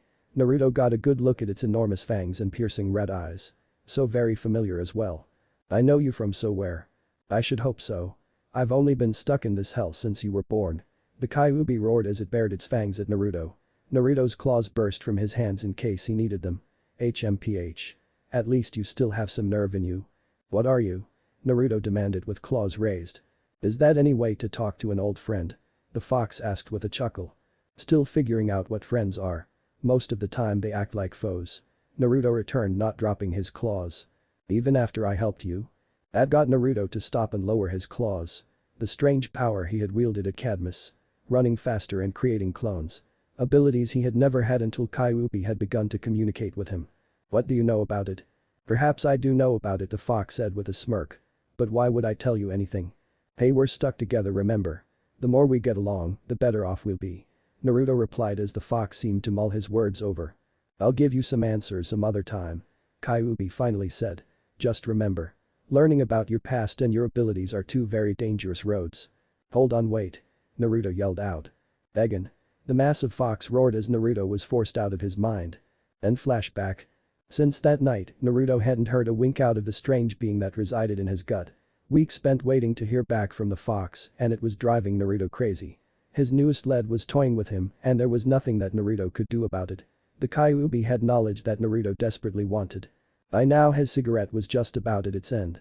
Naruto spat it out of his mouth and snuffed it out under his boot. Riding his bike usually helped clear his head, but it wasn't enough today. When he was living in Gotham, he would have gone out looking for a fight, but there wasn't anything like that in Happy Harbor. It was a quiet little town for the most part, and why the Justice League ever needed to set up shop here was a mystery to the blonde. What he needed was a mission. Batman had been just as silent as the fox that was living in his gut though, and being cooped up for so long was getting boring. There was however an upside to his new place of residence. The shapely green Martian girl that slept down the hallway for one. Miss Martian, or Megan as she liked to be called, was his one source of social interaction lately, and Naruto was happy to say that she was quickly growing to be one of his best friends. The bubbly girl was eager to make friends, and seeing as Superboy was still rather antisocial, Naruto was her only option. The blonde and the Martian girl talked about everything. Their likes and dislikes and why they joined the team. It was nice to have someone to talk to again, though Naruto had left certain liberties about his past out of their conversations. Even though he enjoyed talking to Megan, there were times he missed the talks he would have with Jason, who never held back and talked crudely for a kid. Or Ted, who he talked about fighting styles with. And a certain blonde beauty that would enter his thoughts from time to time. He knew he needed to talk to them, but that was easier said than done. Disappearing in the middle of the night had a way of pissing people off. I need to stop being such a brooder. It doesn't do me any good. Naruto joked to himself as he watched several vehicles fly by on the road below. One vehicle, in particular, caught his eye. It was a large RV that was on its way into Happy Harbor. Most of the time Naruto wouldn't have paid any attention, but this time his eyes followed it as it drove past. A young girl was sitting in the back watching the world go by from her window. She noticed Naruto standing next to his bike and cheerfully waved to him. Naruto returned the wave with his bright smile. Need to get a move on. Wonder if Megan made anything to eat. Naruto said to himself as he climbed back onto his bike. Starting it up, Naruto roared the bike to life and took off down the road. He came to a stop and prepared to go right when several honking horns filled the air, followed by a loud explosion that echoed from down the road. What the hell, Naruto muttered to himself as he turned to see a cloud of black smoke filling the air. Oh no. Speeding his bike down the road, he came to a sight that caused his eyes to widen in shock. The RV from before was in front of him, only this time it was on its side and under several train cars. Naruto took in the rest of the surroundings. A train was also on its side, and fire was everywhere. Several workers were helping a couple out of the wrecked RV. The couple was hacking up smoke and desperately trying to catch their breaths. Naruto's eyes narrowed as he sped down there. The couple consisted of a tall middle-aged dark-skinned man with short hair, wearing a blue button shirt and khakis, while the woman was around the same age with long red hair. Erica, the woman that was pulled out of the RV, muttered weakly as realization took over her features. "Where's Erica?" she shouted as the man looked to the RV. "She's still inside." The man ran towards the wreckage but was forced back by an explosion. Naruto brought his bike to a halt. Quickly getting off, Naruto stepped towards the wreck. "Wait. You can't go in there," one of the workers said, trying to stop Naruto.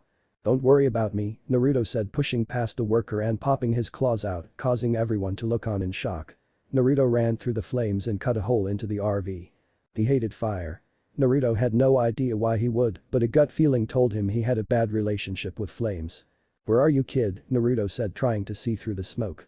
Smoke began to fill his lungs and could already feel his skin burning, yet he ignored it. He had to find the girl, and if he had to push through some discomfort to find her, then so be it. "Kid." Dear Naruto heard a whisper. Pushing past debris, he found the same young girl from before huddled within the wreckage of the RV. "Help me," she muttered. "Let's get you out here," Naruto said with a kind smile as he picked her up and began to race out of the RV. Naruto could smell it coming. The whole place was about to go up and Naruto didn't think he was fast enough. He could smell the gas, enough to cause an explosion that would wipe out the kid and really hurt him. "Maybe," Naruto said with a smirk as he thought about the energy Kyuubi had told him about. He just had to draw on it right. Remembering how that overgrown furball had worded it, Naruto began to channel the familiar energy into his legs. Naruto let loose a grin as he moved much faster out of the wreckage. "Hang on, kid," Naruto warned as they made it out. Naruto bent his knees and jumped out of the way as the RV and train went up in flames. Naruto had never felt so good. The jump he had made must have been more than 30 feet. He could feel the flames burning him across his back, yet he didn't care. This feeling of power coursing through him as he and Erica finally began to plummet down was damn near intoxicating. "We're falling," Erica cried out with panic in her voice. Naruto narrowed his eyes and maneuvered them so that he would hit the ground first. "This is gonna hurt," Naruto said dryly as they finally slammed into the ground. If he thought the burns on his back were bad before, they were only worsened. A hiss of pain escaped his mouth as Erica slowly got off him. "Mommy," Erica said as she looked around before eyes finally settled on his mom and dad. "Erica." The mother rushed forward and embraced her daughter. The father came over and helped Naruto to his feet. The burns on his back were already healing and closing, causing the man's eyes to widen. "You saved my daughter," the man said gratefully with a smile. "Yeah, that was a close one," Naruto said with a chuckle. The man looked at Naruto before hugging him. Naruto's eyes widened in shock. "Thank you."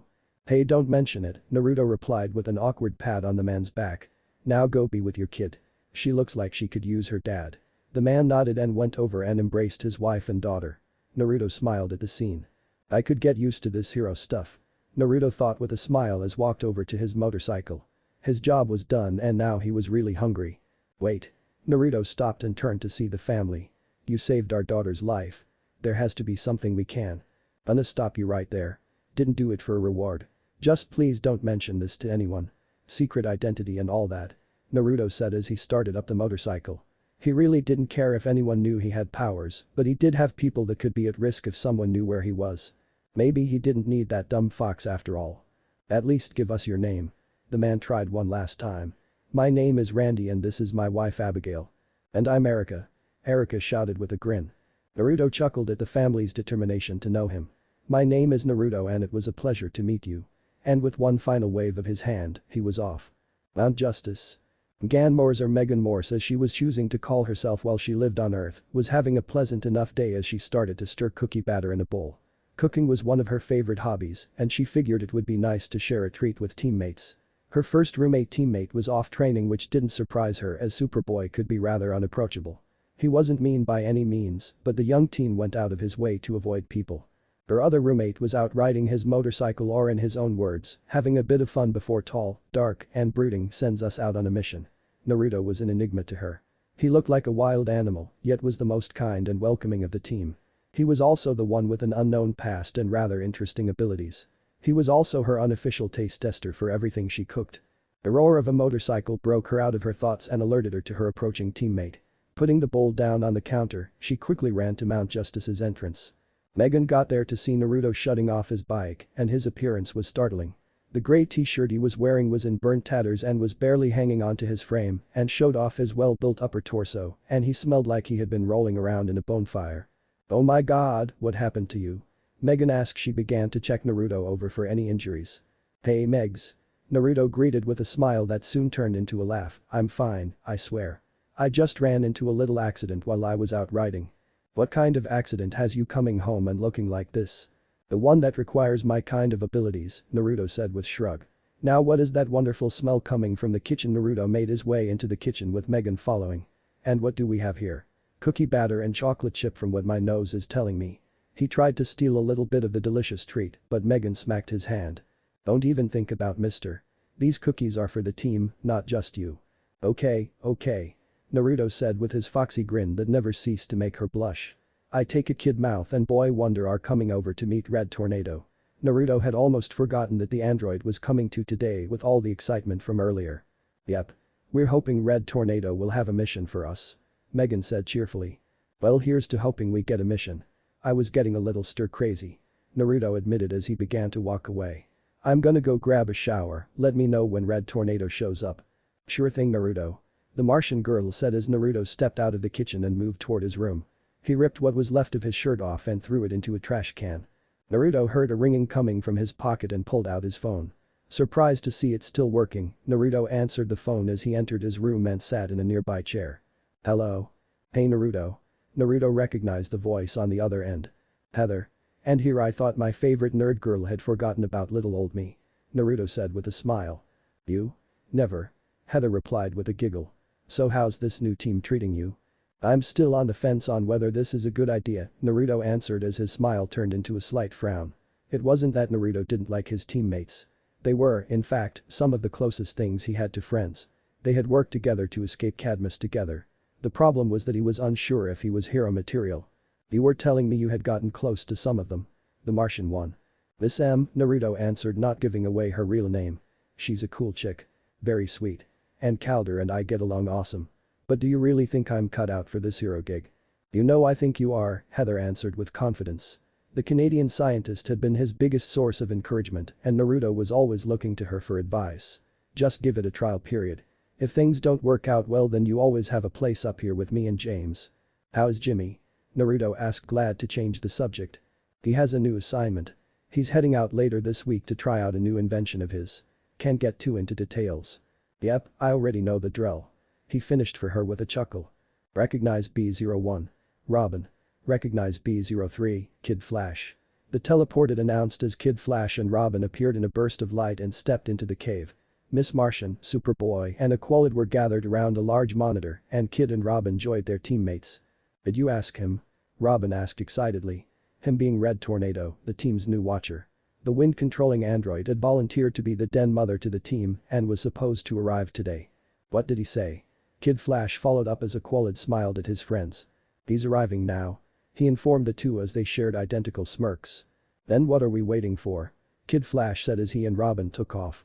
Aqualid walked after his friends calmly, with Superboy and Miss Martin following.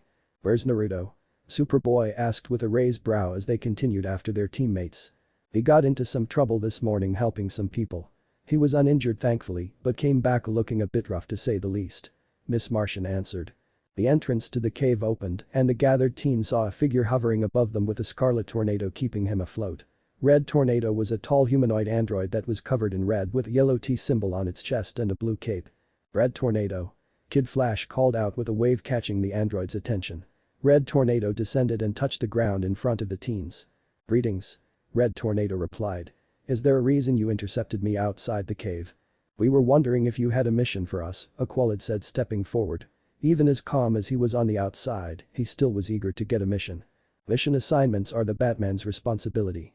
Red Tornado informed. But it's been more than a week, Robin said before being cut off. You will be tested soon enough. Red Tornado said, ending any more conversations about missions. For the time being, simply enjoy each other's company. This team is not a social club, Aqualid stated with a frown. True, but I am told that social interaction is good for teenagers. Red Tornado replied. Please keep busy. Use this time as a team-building exercise and familiarize yourself with the cave. With that, Red Tornado walked into the cave leaving the teens to stew in disappointment. Keep busy. Kid Flash scowled as he nudged Robin. Does he think we're falling for this? Robin asked aloud. Megan shot him a smile. I'll find out. She began to concentrate on Red Tornado before shaking her head in defeat. I'm sorry, I forgot he's a machine, inorganic. I can't read his mind. That's a shame, you know what I'm thinking right now.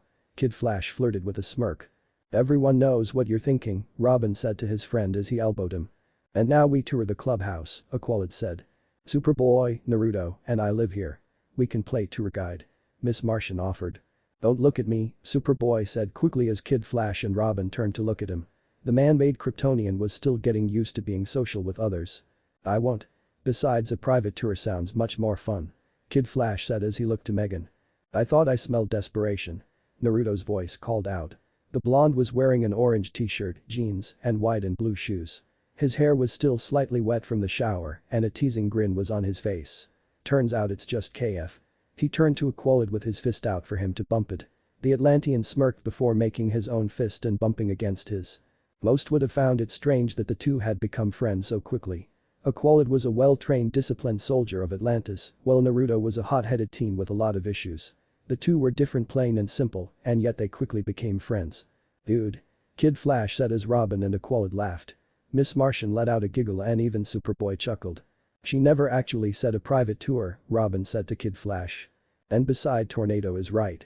This could be a chance for us to start to know each other. Naruto said, agreeing with the android. Naruto didn't really know why, but he liked the Crimson Robot. Maybe because they both were created in a lab, or maybe it was because Red Tornado was one of the few Leaguers to not question Naruto. Either way, the android was right. They had just become a team. The best thing to do right now was to start acting like one. Come on, we'll show you around, Naruto said as he and Miss Martian led the team in. This is the cave's front entrance. And the back way is straight back there, Naruto said, pointing to the end of the cave as he began to look around. The cave was massive and more than large enough to house the three of them. With a gym, training area, kitchen, living area, hangar, and numerous rooms. So why did the League ditch this base? Superboy asked. The base's location was compromised. Aqualid answered, the Joker found out and launched a massive attack on the Justice League. Most of the cave was destroyed and it forced the League to move to a new headquarters. Superboy frowned, so they traded it in for a tourist trap. Naruto smirked at the wording the Kryptonian clone used. When he had first heard of the Hall of Justice, a similar thought had crossed his mind. Why have their bases be so open to the public? And the answer was simple. They wouldn't. Look underneath a memory flashed through his mind and Naruto shook it off. Now was not the time for. Wait, if the bad guys know where we are then we must be on constant alert. Miss Martian said with wide eyes. The bad guys don't know that we know about them knowing the location of the cave. Robin laughed and Miss Martian looked at him in confusion. He means to say we're hiding in plain sight. Kid Flash explained with a grin. Oh. Cute. That was how Naruto would describe the Martian girl. That makes sense. Hey, what's that smell? Superboy cut in as he sniffed the air. Oh, my cookies. Miss Martian cried as she flew down the hallway to the kitchen with the team following. Miss Martian stopped mid-air in surprise. Standing in the middle of the kitchen, holding a tray of cookies was another Naruto. Naruto. I told you to stay out of the cookies. I couldn't help it. Hey, boss. The Naruto standing with the team said with a wave. In a puff of smoke, the Naruto was gone. Dude, that is seriously weird. Kid Flash voiced his thoughts as the Naruto holding the tray smirked and bit into a cookie. Damn Megs, that is a delicious cookie, Naruto said as he placed the tray in front of the team. Thank you, Naruto. Miss Martian blushed. I was just trying out Grammy Jones' recipe from episode you know what, never mind. Well, they taste great. Kid Flash said with a mouthful of cookie. I'll guess I'll have to make more. Miss Martian said with a smile. It was sweet of you to make any, Aqualid said as he ate a cookie. Thanks, Aqualid. We're off duty. Call me Calgerum. In fact, my friends call me Calder. My name is Wally. Wally leaned forward with a grin. See how I trust you with my secret ID, unlike Mr. Darkshades over there. Batman has forbidden him from giving out his name. Robin sent a small glare aimed at his friend. Well, my name is no secret. It's Mgan Morse. But you can call me Megan. That's an Earth name and I'm on Earth now. Superboy turned away from the conversation and began to walk away. Don't worry, Superboy. We'll find you an Earth name too. Superboy stopped in his tracks, eyes winding in shock. Get out of my head. Superboy yelled, catching everyone off guard. What's wrong? Back on Mars, everyone talked telepathically. Megan, stop. Calder ordered, that's an invasion of privacy here on Earth. Guys, chill out, Naruto said as he bit into another cookie. The only calm one out of the assembled teens. You're freaking out on her for using her powers. And for a reason she didn't even know. Naruto got why Superboy wouldn't want anyone voicing their thoughts inside his head, especially with what the assholes at Cadmus had put him through. That still didn't excuse him from being a jerk. Superboy shot him a glare that he returned, not backing down. "Both of you calm down," Calder said, cutting in and forcing the two to look elsewhere. Superboy aimed his glare at Megan. "Just stay out of my head." The clone growled before stomping over to a nearby couch. Megan looked around sadly and Naruto placed a hand on her shoulder. "Don't mind him. Cadmus's genomes left a nasty little psychic taste on his brain," Naruto explained to her. She nodded in understanding before a grin broke out on her face. "Hello Megan. I know what we can do," the Martian girl exclaimed. She flew through the air and towards the hangar, with all the teens following except Naruto and Superboy. "You coming?" Naruto asked the other teen, who looked down. "Sulking in the dark is Batman's thing. Come on. Let's see what she has to show us." Superboy sighed in annoyance, then stood up and moved to follow the blonde. Naruto let out a chuckle as they moved through the hallway. Superboy couldn't figure the blonde out. One minute he was ready to defend the Martian girl, and the next he was trying to get Superboy more involved. He was strange, but not in a bad way. Just in a way that was suited to Naruto. The Kryptonian clone nodded and followed Naruto out. They found the team gathered around a red egg-like object. Miss Martian giggled at Naruto's confused face. "This is my Martian bio ship. It's how I arrived on Earth. Pretty neat, huh?" she asked with a small blush. "You said it's a ship, right? So why does it look so round, I guess?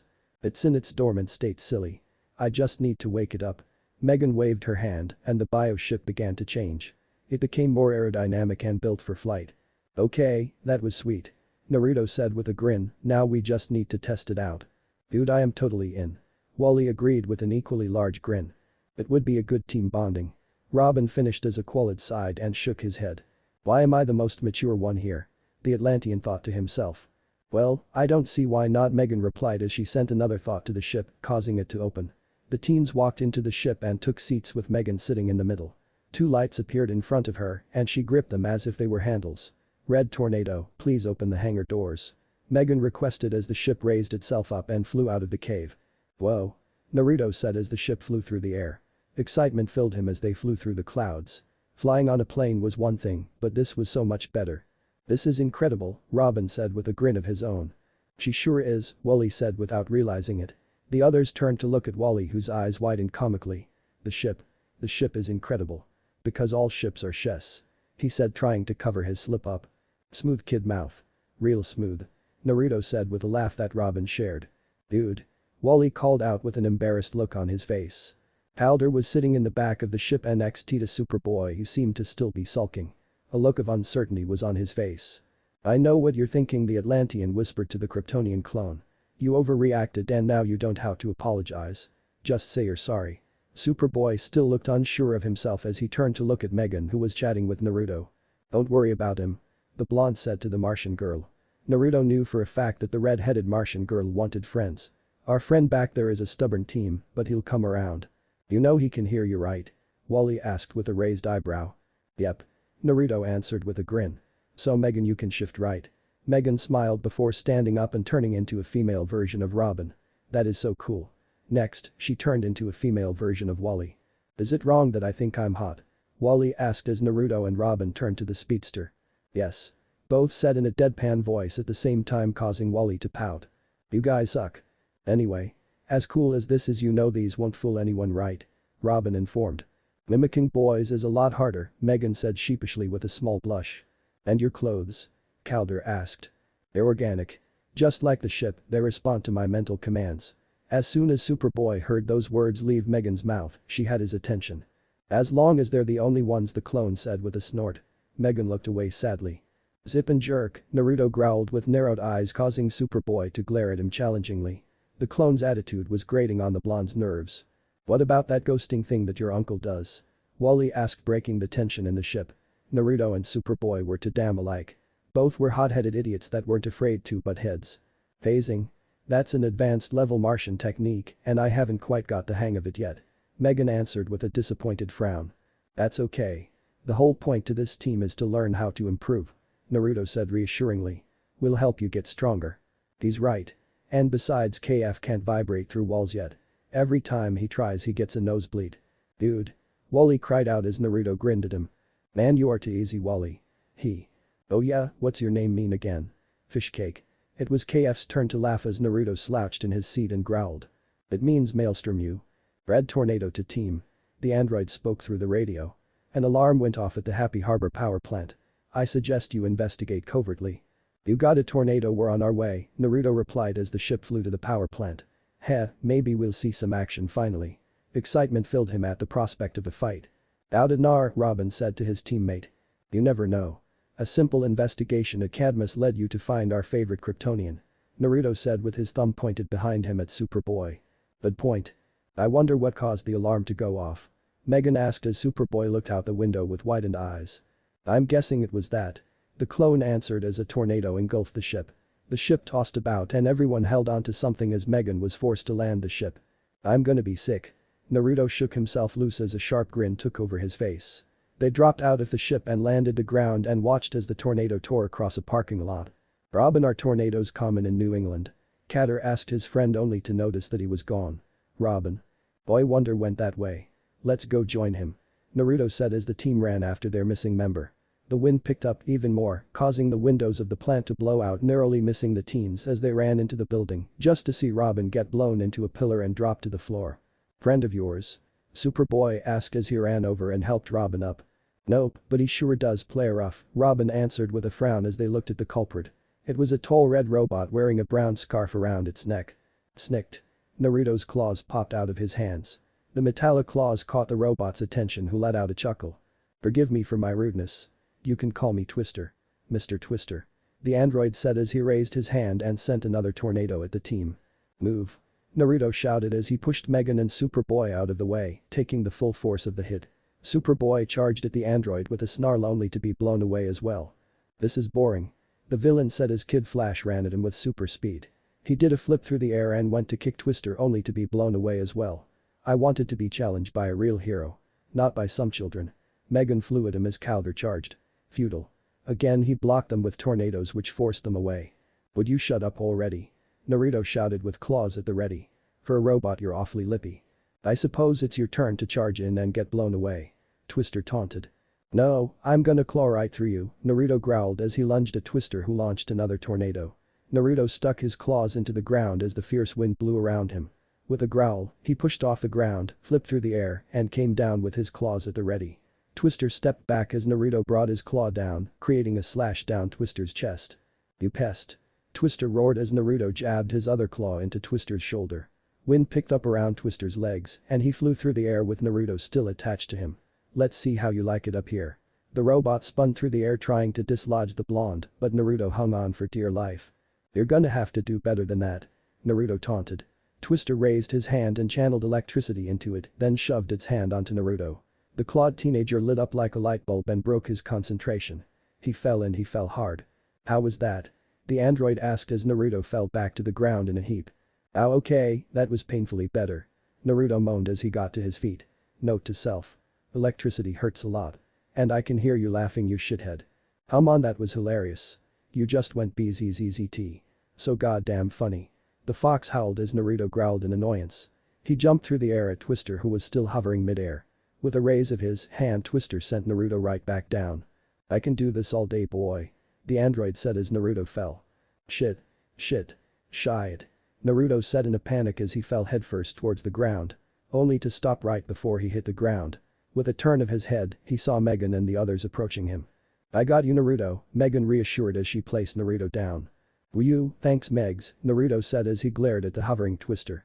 Anyone got any ideas? Megan read his mind, Calder ordered as Megan looked at him in shock. But you said that was a bad thing, Megan said with wide eyes. Not when it's the bad guys. Robin exclaimed. With a nod, Megan concentrated on Twister, trying to feel any thoughts going through only to realize that it wasn't working. Nothing. I'm getting nothing. Megan said as she realized what Twister was. Hello, Megan. He's inorganic and he generates tornadoes. He's Red Tornado in disguise. That's not Tornado, Naruto said as he continued to glare. Smells completely off.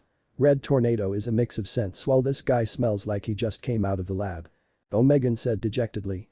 Easy mistake, Megan, Naruto reassured with a grin that caused Megan to blush. But my nose doesn't lie, and besides, Red Tornado never had a mouth like this asshole. None of our attacks can get through. Every time we try he just sends us flying. Wally said frustrated. That's because we're close combat fighters. He's a long-distance fighter. Wind was perfect for long-distanced attacks, and tornadoes were hard to get through. You could cut through it. The Kyuubi advised. What do you mean? Channel your chakra into your claws and you can disrupt the flow of the machine's tornado. That could work, but I'll need some force behind me, a crazy idea came to Naruto. He began to channel chakra through his body, not just his claws. A bright blue aura of energy surrounded Naruto, causing his teammates to step away as a wild grin took over his face. Wow. Now that's something. Naruto said, energized. Power flowed through him like nothing he had felt before. Or at least that he could remember. HMPH, maybe you're not as hopeless as I thought you were. The fox muttered as Naruto bolted forward in an incredible burst of speed. This was child play compared to what they used to be capable of, but it was the right track as far he was concerned. "He's fast, Superboy," stated as Naruto charged at Twister, who tried to stop the blonde with tornadoes. "He's not that fast," Wally mumbled as Naruto dove through the air and spun with one arm forward. Chakra swirled around him. Drill claw, drill claw. Naruto and his inner demon roared together as they cut through the wind like a hot knife through butter. Naruto felt his claws pierce into the metal body of Twister and an explosion engulfed the two. "Naruto!" Megan screamed and the team ran forward. "We have to hurry, an explosion like that," Robin shouted. "Would have killed a normal person," Naruto said as he stepped through the smoke. His clothes were burnt in several places and Naruto patted them out as burns on his face healed. "Now that had style, wouldn't you say?" "How in the hell did you do that?" Wally asked in shock. They had all thought that his claws and his accelerated healing were his abilities. Now the blonde could pop out clones and move at speeds comparable to a speedster. "Honestly, I have no freaking idea." Naruto answered with a shrug of his shoulders, causing the others to stare at him in disbelief. "What? You continue to surprise me, my friend," Calder said with a smile as Naruto tossed something in the air like a ball. "Look what I got off of Mr. Roboto." It was the robotic eyeball of Twister. "Sweet."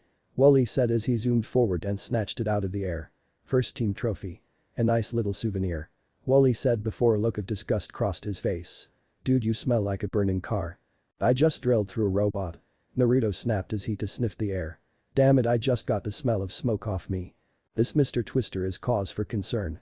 Red Tornado said as he looked over what was left of Mr. Twister. "You think someone is looking for you?"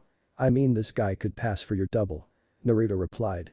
"It does seem to be built to replace you," Calder said in agreement. "Indeed. I will look further into this. This Twister was searching for me." Red Tornado said. "But what if whoever built Twister comes looking for you again?" Megan asked worriedly. "Consider this matter closed. This is my battle. Not yours." Red Tornado answered as he began to walk away. "That man or Flash would have taken a more active approach with us," Wally said to Robin, who nodded. "Well, if we have to have a babysitter, a heartless machine is probably the best for the job." Robin returned. "That's harsh, man. And also untrue. I do have a heart. Carbon steel alloy, in fact. I also have excellent hearing." Red Tornado said as Robin and Wally looked sheepishly at the android. "Busted," Naruto teased with a grin as Robin shot him a sharp look that caused Naruto to laugh. "I'll strive to be more accurate," the partner to the Batman said with a sheepish smile. "And more considerate," Calder finished for his teammate. Tornado nodded at the teens before walking away. "Well, that was an exciting day. Anyone else hungry?" Naruto asked aloud. "I'm thinking pizza," Wally said with a grin. "That is the best thing you've said all day." "God damn it. I'm really hating the sower," Naruto mumbled as he found himself once again in front of a massive cell. After a night of bonding and celebrating with the team after defeating Twister, all Naruto wanted to do was sleep. "This is your mind, brat. What the hell did you expect it to look like?" Kyuubi chuckled as he laid out in front of Naruto. His massive head was propped up on his human-like hand and he gazed with a rather bored look at the blonde. "So why are you here now, brat?" "You helped me before," Naruto stated as he looked down at his hands. That technique felt familiar. "Why?" "It felt familiar because you created it years ago." "So I've always had these claws?" "No." The fox answered. "What?" Confusion filled Naruto. "If I recall correctly, you've had those claws for roughly 2 years. Those damn bastards gave them to you. To make you a better weapon or something along those lines." Kyuubi answered bluntly. "Now chakra you've had for your entire life." "What in the hell is chakra?" Naruto questioned. This was crazy. Having a giant fox in you was crazy. But so was becoming a superhero. Naruto had finally just accepted that his life was nuts. "If you're finally ready to learn." The giant fox began with a sharp grin. "Then let us begin." Chapter 7. Sabretooth. July 21, 2010. Batcave. The bright light of the computer screen reflected on the face of Bruce Wayne as he finished his latest file. Details were listed before him about the League's newest strange case. "Are you hungry, Master Bruce?"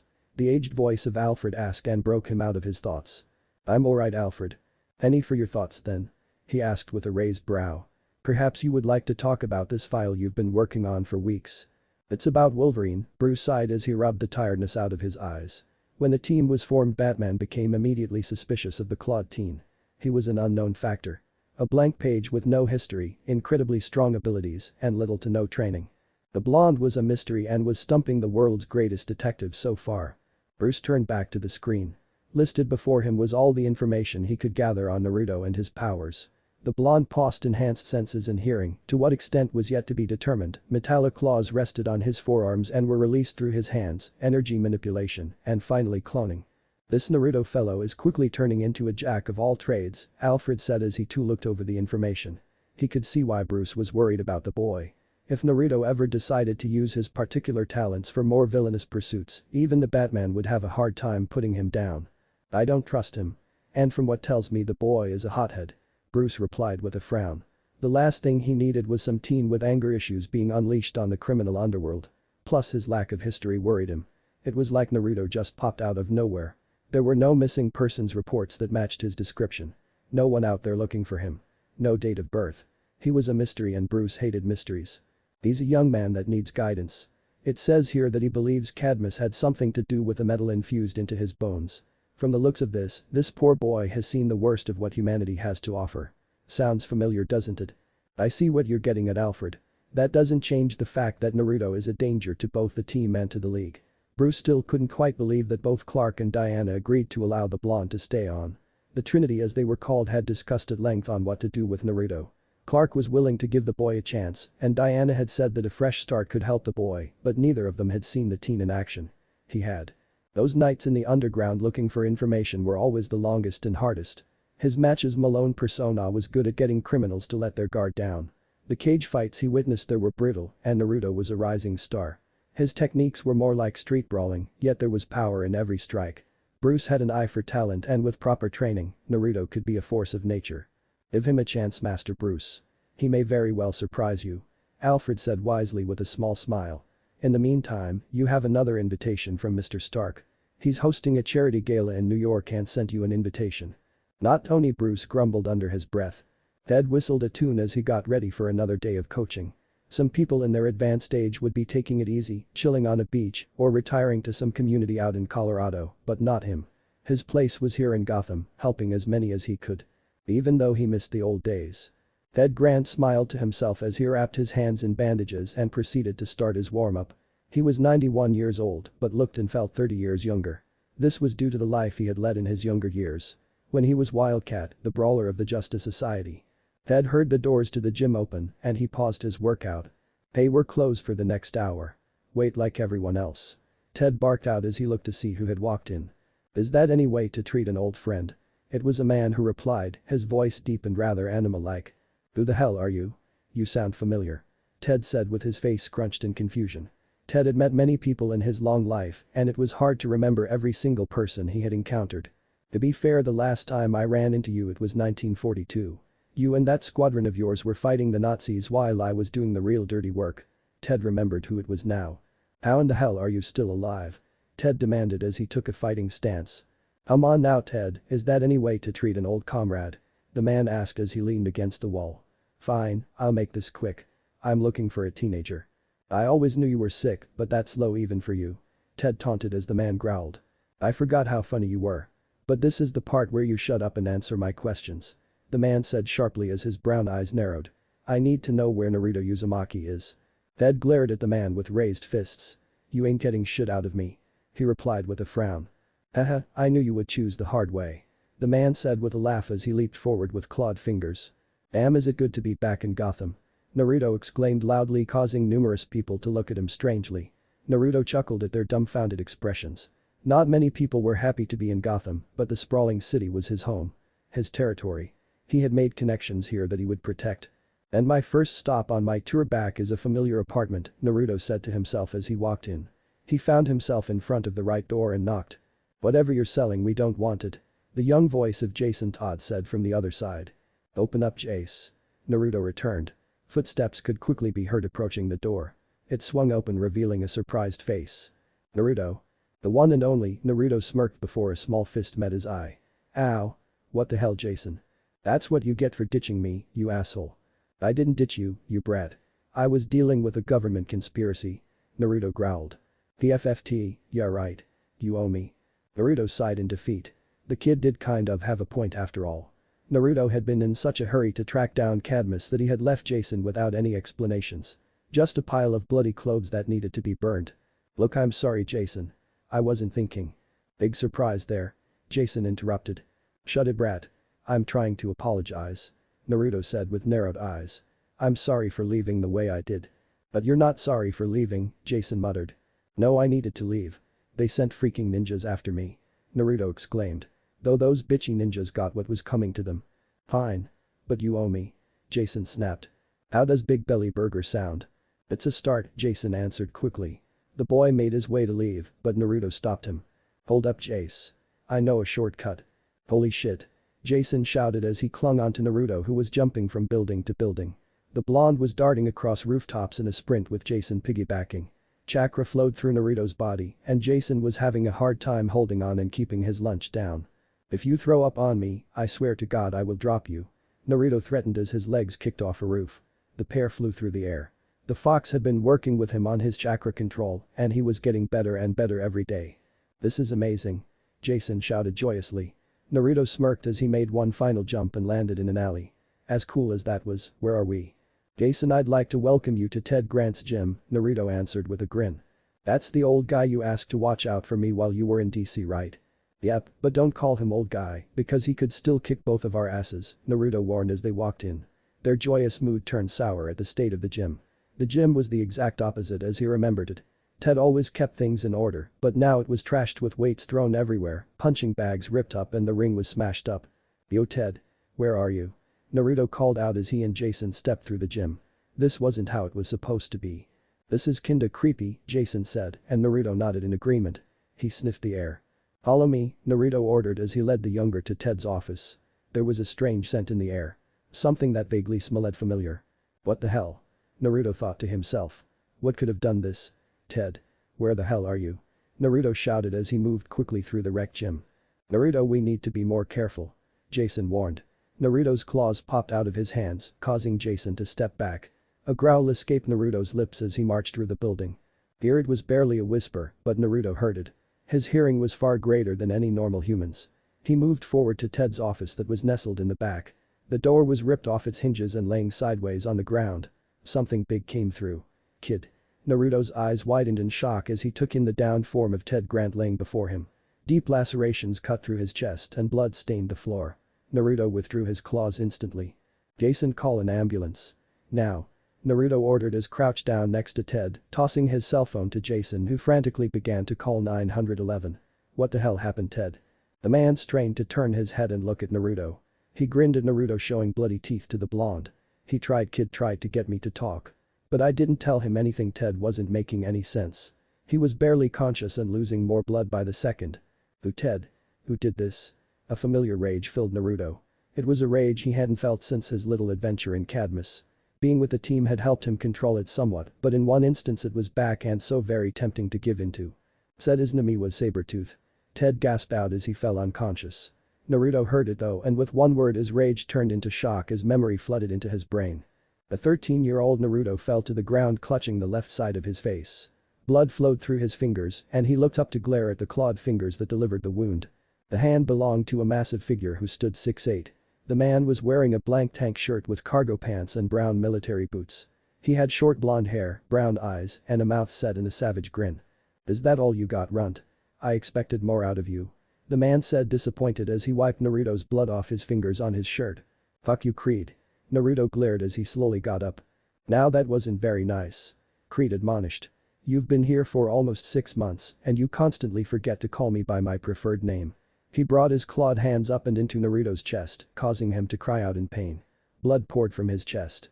"I'm Sabretooth." The savage roared. Naruto felt hatred course through. He spat out blood right into Sabretooth's face. Sabretooth roared in annoyance as he wiped the blood out of his eyes. Naruto reared his fist back and launched it at him. Right into Sabretooth's crotch. Bryo. Sabretooth's pained roar echoed through the training field. Ha. Fuck you, Creed. Naruto taunted as Sabretooth took a deep breath. You little shit. I'm gonna gut you. Bring it, fuckface. Earth to Naruto. Jason said as he poked the side of Naruto's head, breaking him out of his thoughts. Sabretooth. AKA Victor Creed. A bastard who Naruto hated with every fiber of his being. Naruto just couldn't remember why. His mind was hazy on the details, but from what he did remember, the man was in charge of his training. And by training he meant torture. There's a blonde lady waiting outside for you. Thanks, Jay, Naruto said as he stood up and glanced at the sleeping form of Ted Grant. Keep an eye on him for me. Ted was cut up badly with a broken arm and a few broken ribs, but other than that he was mostly fine. The doctors were amazed at the shape he was in for a 90-year-old man. Not like I have anywhere else to be, Jason said with a smirk. Naruto nodded and walked out of the hospital room expecting to see a doctor standing out there. To his surprise, it was Black Canary. She was wearing civilian clothes instead of hero clothes, but it was her. Naruto remembered her beauty anywhere. Canary. What the hell are you doing here? Naruto whispered as he shut the door behind him. I'd ask you the same thing. How do you know Ted? Canary asked, her eyes never leaving the old man's prone body through the window. He's a friend. Helped me out a couple of times. Naruto informed as he leaned against a wall. He needed a smoke right now. Canary's eyes shifted to him. Do you know who did this? There was a rage in her eyes similar to his own, though far more controlled. Ted is my godfather, and if you know anything about this. Slow your roll, Canary. All I know is that someone wanted my attention and trust me, they got it. Naruto growled as he pushed past her.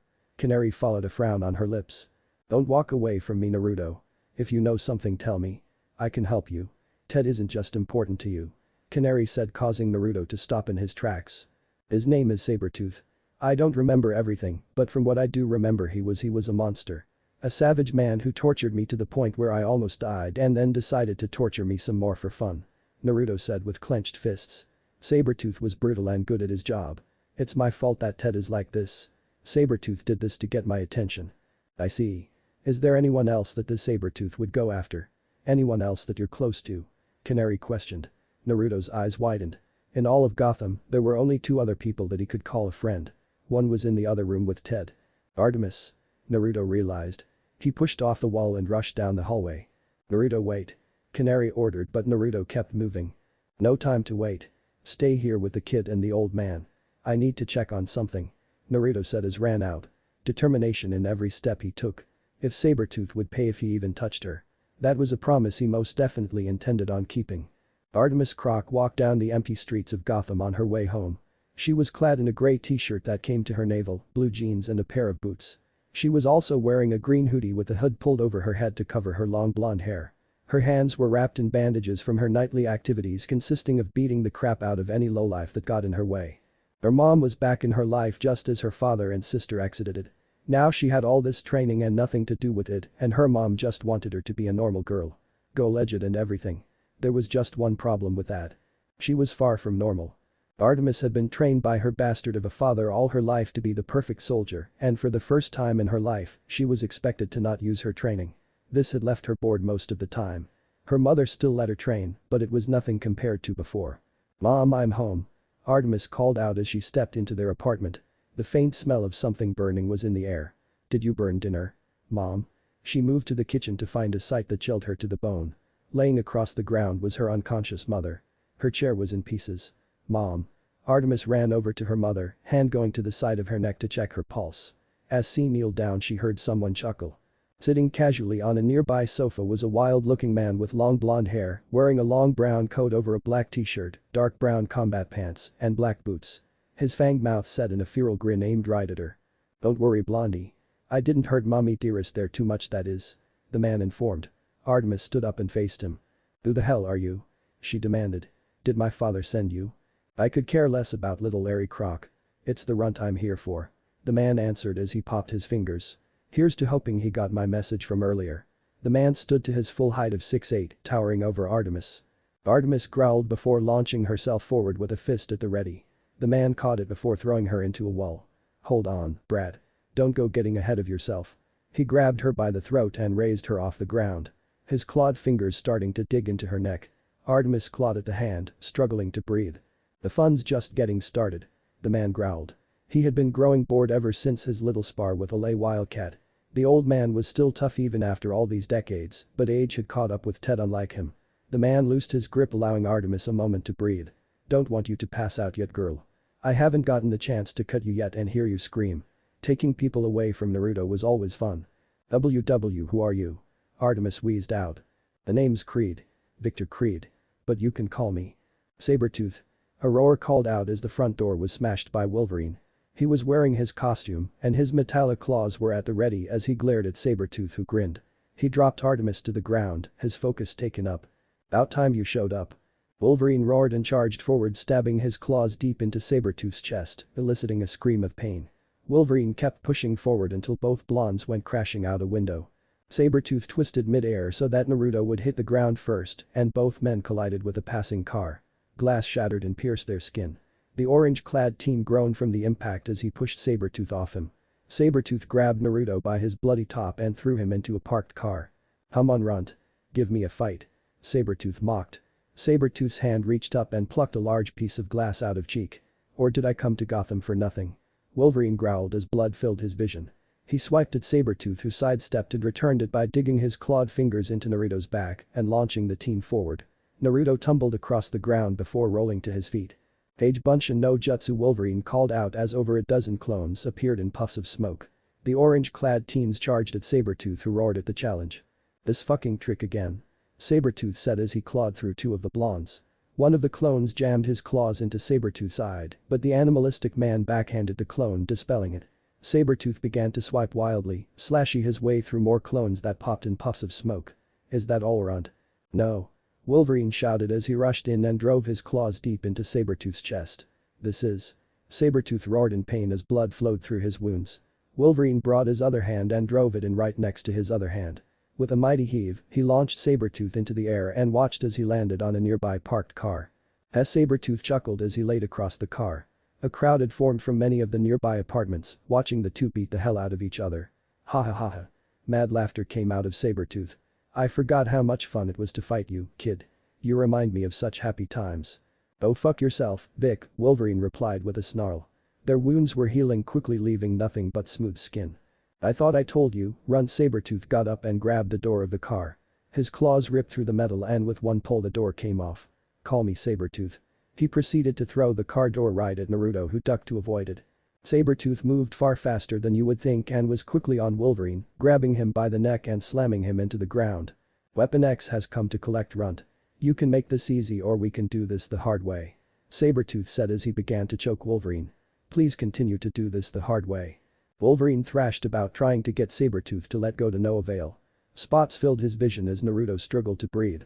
He drove his claws into Sabretooth's shoulder, but even then Sabretooth didn't let go. "Release it, brat. Release your rage." A familiar feeling began to take over Wolverine. The hellish rage that often took over him. His eyes began to slowly turn red. "There's the animal," Sabretooth taunted with a feral grin. He loved this never-ending dance of battle and bloodshed between him and Naruto. The kid had a fire in him and Sabretooth wanted to snuff it out. Artemis quickly pushed the door open and rushed outside to see Sabretooth getting the best of Wolverine. She tossed a knife through the air and watched as it slunk deep into Sabretooth's neck. Blood squirted out of the new wound and Sabretooth was forced to stop choking Wolverine and instead clutch his bleeding neck. With a quick pull, the knife was out. Wolverine took a chance to gasp for air, his eyes returning to normal. He rolled away from Sabretooth and collected his mind. He couldn't lose control. Not here and not now with this many people around. Sabretooth glared at Artemis, who defiantly glared back. The long-haired man stood up and moved to approach the teen girl, but Wolverine followed and drove both claws into Sabretooth's back. "Rawr." Sabretooth roared out as Wolverine pulled back. The two warriors were covered in red and their clothing was ripped to shreds. They looked more like animals than people. Each trying to rip and tear into the other. Hatred in each swing of their clawed hands. "Shit," Sabretooth mumbled weakly as collapsed to his knees. Wolverine reached up and pulled his cowl back. Naruto glared murderously at the older man. "Well, what are you waiting for? I'm going to heal soon, runt. And you are not going to like what I do to Blondie over there once I'm back to full strength." Naruto placed his fist against Sabretooth's temple. One pop of his claws and Sabretooth would be done for. "Stop." The voice of Black Canary called out. The blonde heroine was pushing her way past numerous civilians with a determined look on her beautiful face. "Wolverine, you have to stop." It's over. He's beaten. It isn't over and it won't be over. Not as long as this asshole is breathing. Naruto snarled, glancing up at Canary. He'll continue to hunt and kill anyone that matters to me. You, Ted, Artemis. None of you will be safe. No, Naruto, Canary said, using his name. I'll stop him before he can hurt anyone else, but this isn't the way. Ted wouldn't want this. Naruto dropped his head in concentration. A million thoughts filled his head. He glanced at Artemis, who nodded at him. Hum on, runt. I'm not getting any younger here. Naruto growled at his foe as he continued to taunt him. Shut. Naruto's fist hit Sabretooth hard. Up. He hit him again, just as hard as the last one. Sabretooth dropped face first to the ground, his nose twisted and broken. You okay? Artemis said as she approached the heavily breathing blonde. She placed her hand on Naruto's shoulder. The feral teen smiled at her. This is not how I wanted our second date to go, Naruto answered. Artemis laughed as the gathered crowd began to cheer. Naruto looked on in shock. He wasn't used to feeling this. Like a hero. Well, would you look at that, sir? Young Naruto has surprised us yet again. Alfred said with a small smile. It was amateur footage shot from a civilian from a nearby apartment, but it still showed the young hero going toe-to-toe with Sabretooth. He was sloppy. His moves were easily coordinated and he left many openings, but he also did an adequate job. Bruce admitted. Alfred knew that was as close as the Dark Knight got to complimenting someone. It looks like our orange-clad friend isn't leaving Gotham. Are we going to bring him into the fold? Not yet, Bruce answered as he pulled his cowl over his head. There are still too many variables regarding Wolverine, but in time things may change, Batman said as he stood up and made his way to the Batmobile. Wolverine needs to question regarding his connection to Sabretooth. I'll be back, Alfred. Batman learned quite a bit from watching that video, and he would file it away for later. Right now he was needed in Gotham. Have a good night, sir. I told you I'm fine, Naruto growled as Canary and Artemis checked him over. The trio had made their way back into Artemis's apartment and the two women ganged up on him. One part of him didn't mind that two smoking hot blondes were checking him for injuries. Another part hated the poking and prodding. All I need is a beer, a cigarette, and a shower. In that order. Naruto, you tackled that guy out a window. You're delusional if you think you're fine. Artemis said sarcastically. But there were no visual wounds on the blonde. No cuts or bruises to speak of. That healing factor of yours sure does come in handy, Canary said as she stopped her prodding. Tell me about it. Though it doesn't heal everything. Naruto mumbled as he rubbed the scar over his heart. He still didn't know where he had gotten it or why it hadn't healed. So how's the old man? He woke while you were gone and scared the hell of that kid you left to watch over him. Doctors are amazed at his recovery. They're not the only ones. What's his story? There's no way he should look the way that he does or be back on his feet. Naruto asked curiously. That is not my story to tell, Canary asked amused. Ted had lived an interesting life, and the more she talked to Naruto the more she was reminded of her mentor. The same attitude and drive filled them. The buzzing sound filled the room, and Canary reached for her league communicator. It's Batman, he needs to know about what went down in his city. Yeah, I figured he'd give a call. Naruto said with a frown. He was still weird to have some of the greatest heroes in the world interfering with his life. I'll go talk to the big guy. It looks like you two need to talk, Canary teased as she walked out of the room. There was an awkward silence between the two teens as they both glanced at the other. So how's your mom doing? Naruto started. The elder Croc was still out but was given a checkup by Canary. It deemed her fine if slightly bruised. She's okay. That Sabretooth guy roughed her up pretty good but nothing too serious. Artemis answered, causing Naruto to sigh in relief. He knew what Sabretooth was capable of, the carnage he was willing to inflict on a person. I'm glad to hear that. And I'm sorry I dragged you two into this. It's okay.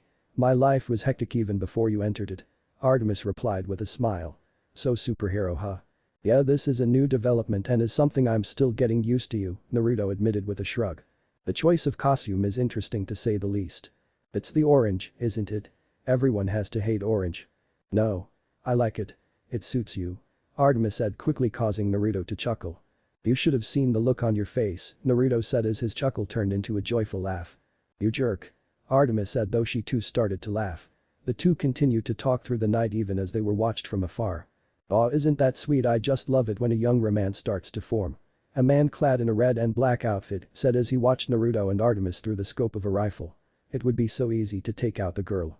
Give Naruto a reason to hate everything even more. But that wasn't his style. No, it isn't. The merc said in agreement. I bet you weren't expecting to see me, but what can I say? This story needed more Deadpool. Deadpool said as he touched a device on his wrist and teleported away. Miles away, the man appeared above a police transport vehicle. He dropped down on top of it and pulled out his two katanas from their sheaths. Knock, knock. Deadpool shouted as he brought the swords down and cut through the metal. He dropped into the truck to see Sabretooth surrounded by 5 officers and chained up.